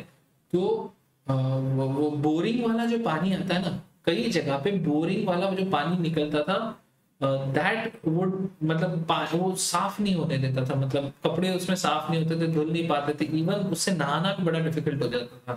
That was hard water. तो I have seen it there. ठीक है। Hi Brishti, where were you यार, बहुत टाइम चैप्टर खत्म होने पे आई, करेक्ट। चलो, तो synthetic detergents are classified in 3 categories, anionic, cationic and non ionic. Anionic detergents मतलब जिसमें जो आपका वाटर के साथ इंटरेक्ट करने वाला जो एंड है that is an ion, अनायन। In this case आप देखो जो ये होता है आपका जो क्या कहते हैं डिटर्जेंट जो होता है, डिटर्जेंट के केस में इट इज सल्फेट। ठीक है, लॉराइल सल्फेट। तो जो SO3 माइनस वाला जो पार्ट है that is the one which will interact with the water, and ये पीछे की जो लंबी सी पूंछ है that will interact with the dirt. तो ये जो होता है सल्फेट, उसका कैल्शियम के साथ कोई इनसोल्यूबल कंपाउंड नहीं, उसका कैल्शियम को लेके कोई ऐसा एफिनिटी नहीं है, मैग्नीशियम को लेके एफिनिटी नहीं है। तो कैल्शियम या मैग्नीशियम प्रेजेंट भी होंगे तो भी वो उनके साथ इंटरेक्ट नहीं करेंगे। COO माइनस जो था, जो कि आपके पास इस केस में फॉर्म हो रहा था, ये COO माइनस इंटरेक्ट करता है, इसलिए हार्ड वाटर में सोप काम नहीं करता। लेकिन SO3 माइनस इंटरेक्ट नहीं करता कैल्शियम और मैग्नीशियम के साथ, इसलिए हार्ड वाटर में डिटर्जेंट काम करता है। So this is anionic detergent. Now there can be cationic detergent. Cationic detergent में क्या आएगा, इसमें आपके पास अमोनियम आयन आएगा। तो अमोनियम आयन के ऊपर प्लस चार्ज है, अगेन प्लस चार्ज है, इसका मतलब पानी के साथ इंटरेक्शन हो जाएगा। तो this is cationic detergent. This is called cetyl trimethyl ammonium bromide. Now there are non-ionic detergents. Now this is an interesting concept and a very novel concept. So non-ionic detergents do not contain any ion in their constitution. Once a detergent is formed when stearic acid reacts with polyethylene glycol. अब ये देखो polyethylene glycol के साथ interaction के बाद आपके पास ये इतना बड़ा कंपाउंड फॉर्म हो रहा है। अब नॉन आयनिक डिटर्जेंट किस तरह से काम करेगा, तो इसमें भी आपके पास हाइड्रोफोबिक एंड हाइड्रोफिलिक पार्ट होगा। तो जो हाइड्रोफिलिक पार्ट होगा उसका इंटरेक्शन होगा। The mechanism of cleansing action of this type of detergent is same as that of soap. ठीक है, these also remove grease and oil by micelle formation. Now the main problem that appears in the use of detergents is that if their hydrocarbon chain is highly branched, then bacteria cannot degrade this easily. Slow degradation of detergents lead to their accumulation. अच्छा, इन्होंने non ionic के बारे में और ज्यादा discussion नहीं किया। तो again I am not 100% sure, but the most of the cases that interaction won't be ionic interaction. It will be ion dipole kind of an interaction. It will be क्या कह सकते हो hydrogen bonding kind of interaction in the case of non-ionic detergents, ठीक है। राजस्थान में एक टंग बारिश का होता है, अच्छा ठीक है, सही है। तो अभी ये वाला पार्ट बहुत इंपॉर्टेंट है, और सबसे इंपॉर्टेंट पार्ट हमारे बुक में सबसे छोटे में लिखा जाता है, सबसे कम प्रायोरिटी देके लिखा जाता है, तो दैट्स व्हाई इसको मैं थोड़ा सा हाईलाइट करना चाहूंगा। Now this is one of the very recent issues, because water is a very limited resource and we are polluting the water, जिसको अपन पोर्टेबल वाटर या फिर आप कहो कि ड्रिंकेबल वाटर जो अपन बोलते हैं, या फ्रेश वाटर जो बोलते हैं, तो out of the total water that exist on our planet, करीब 1 या 2% जो है that is fresh water, that water we can drink, and we are polluting that water. Now detergents are one of the main क्या कहते हैं chemicals which are responsible for that. So main problem that appears in the use of detergent is that if their hydrocarbon chain is highly branched, then bacteria cannot degrade this easily. Slow degradation of detergents leads to their accumulation. Effluents containing such detergents reach rivers, ponds, and these persist in the water even after sewage treatment and cause foaming in river, pond, stream, and their water get polluted. Now if you really want, बस होने खत्म होने आ गया रिया class, तो अगर आपने इसके बारे में पढ़ा होगा तो Bangalore was a city which was facing this issue on a very large scale. Delhi again Yamuna में ये बहुत बड़ा इशू था, तो इसको लेके आप थोड़ा सा गूगल करोगे आपको समझ में आएगा। foam in rivers and ponds in Delhi and Bangalore. ऐसा नहीं है कि बॉम्बे में नहीं होता, यहाँ पे भी होता है, लेकिन इतना सामने कभी मेन स्ट्रीम पता नहीं चला, क्योंकि सीधा सीधा समुद्र में डाल देते तो ज्यादा मालूम नहीं पड़ता। But we are all equally responsible for polluting our rivers and water bodies. So these days branching of hydrocarbon chain is controlled and kept to minimum. Unbranched chains can be biodegraded more easily, and hence pollution is prevented. So that's all about this chapter, which is chemistry in daily life. And आप imagine करो कि हमने जितना भी organic अभी तक पढ़ा है, जितना भी केमिस्ट्री अभी तक पढ़ा है, it has huge application in everything around us. Now the point is आप लोगों को उस लेवल पे पहुंचना है, उस पोजीशन पे पहुंचना है जहां पे आप इन सारे डिसीजंस को खुद अफेक्ट कर सको, इन डिसीजन में खुद इन्वॉल्व हो सको. तो all the best for all of you. That was the last chapter of organic chemistry. आगे इसके बाद हम जितना भी पढ़ेंगे, अब हम लोग क्वेश्चन सॉल्व करेंगे या फिर इनऑर्गेनिक एंड फिजिकल केमिस्ट्री की बात करेंगे. ठीक है. Yes, here it comes to an end. Riddhi, Juhu में देखा था फोमिंग, जब मुंबई आई फीट पे लगा तो पता चलेगा कि soap. Juhu beach is just a landmark. वहां पे बीच का मजा उठाने आप नहीं जा सकते. ठीक है, चलो.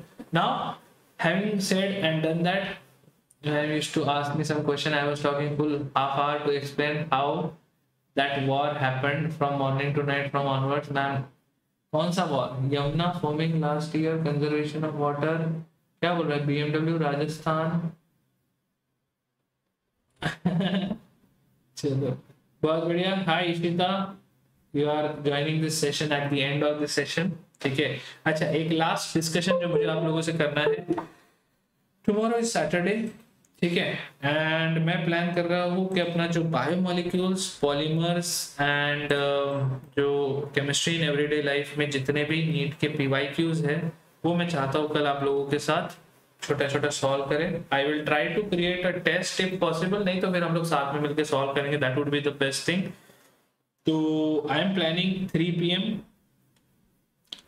Then 5 PM and 7 PM. ठीक है. तीनों चैप्टर में पीवाईक्यू, बायोमोलिक्यूल्स, अगर कुछ और क्वेश्चन होंगे तो ओवरलैप भी कर लेंगे, polymers and chemistry in everyday life. ठीक है. This will happen on Unacademy platform. तो इसके इंफॉर्मेशन के लिए आप मेरे साथ कनेक्टेड रह सकते हैं मेरे टेलीग्राम चैनल पे. ओह शिट, मैं नाम भी भूल जाता हूँ अपने टेलीग्राम चैनल का, crack chemistry official and crack chemistry discussion. इसके ऊपर आपको इन सेशंस के लिंक मिल जाएंगे. तो पिछली कल एग्जाम है रात में 7 to 8, क्या बात करो, इवनिंग 7 o'clock प्रैक्टिकल है बृष्टि? हाँ बिल्कुल हो सकता है, ये तो मेरा सजेशन था। बट इसके बाद मेरा 9 बजे का जो सेशन है, 9 बजे हम लोग माइंड मैप बनाने वाले, ठीक है? तो please let us try to finish it as early as possible. तो एक ये कर सकते हैं, ये अपन 7:30 को कर सकते हैं। तो 3, 5, 7:30, does that work for all of you? आज का कोई नोट्स कहा था स्वस्तिक? आज तो सिर्फ बात किया है, there was no notes in today's session. Yes, कल से माइंड मैप बीएमडब्ल्यू रात में 9 बजे। ये टाइमिंग सबके लिए ठीक है तो बताओ। अच्छा, गूगल मीट पे वाइवा है, ऊपर वाला तुम्हें हेल्प करे। या आई वुड से आपका आपका ऑनलाइन फ्रेंड आपको हेल्प करे, ठीक है? चलो, this works for most of you. चलो ठीक है, फिर शुरू होगा कौन बनेगा करोड़पति। यस, कल करेंगे ये सब। Is it fine? बहुत बढ़िया। रिद्धि, हर्षिता, स्वस्तिक, बीएमडब्ल्यू, अंकित, बृष्टि।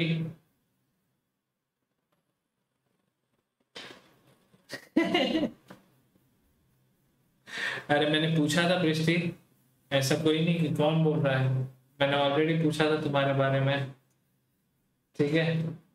टेंशन मत लो, आई हैवंट फॉरगॉटन यू। मेरे को पता है तुमने प्रॉमिस किया ना मेरे को कि यू विल क्रैक, एंड फिर उसके बाद तो पार्टी वार्टी मैंने सब प्रॉमिस करके रखा। ऐसे कैसे? पैसे की बात बीएमडब्ल्यू करेंगे किसी दिन। आज आज के लिए इनफ केमिस्ट्री हुआ, फाइनेंसेस के बारे में किसी दिन और बात करेंगे, ठीक है? आई थिंक दैट्स ऑल टुनाइट, ठीक है? कल मिलते हैं 3 बजे। एंड हाँ, ये सही बोल रहे रिद्धि, हाफ हाफ कर लेना, दोनों दोनों हो जाएगा। स्वस्तिक ने बताया था। यस, साक्षी, 12 अप्रैल वाला कोर्स 12 अप्रैल से स्टार्ट हो रहा है। कल वो कोर्स लाइव हो जाएगा, टेंशन मत लो, ठीक है? वो कल जैसे ही लाइव हो जाएगा उसके लिंक मैं आप लोगों के साथ शेयर कर दूंगा। डन? चलो, आई will see you all tomorrow. कल 3 बजे का जो सेशन है उसका मैं आपको लिंक थोड़ी देर में शेयर कर देता हूँ आपके अपने टेलीग्राम चैनल पे, ठीक है? हाँ, बाकी किसी को कुछ और इशू हो तो बाकी हम लोग कल आगे डिस्कशन करते हैं। यस, अंकित, केजीपी का टेम्पो आए। चलो बाय।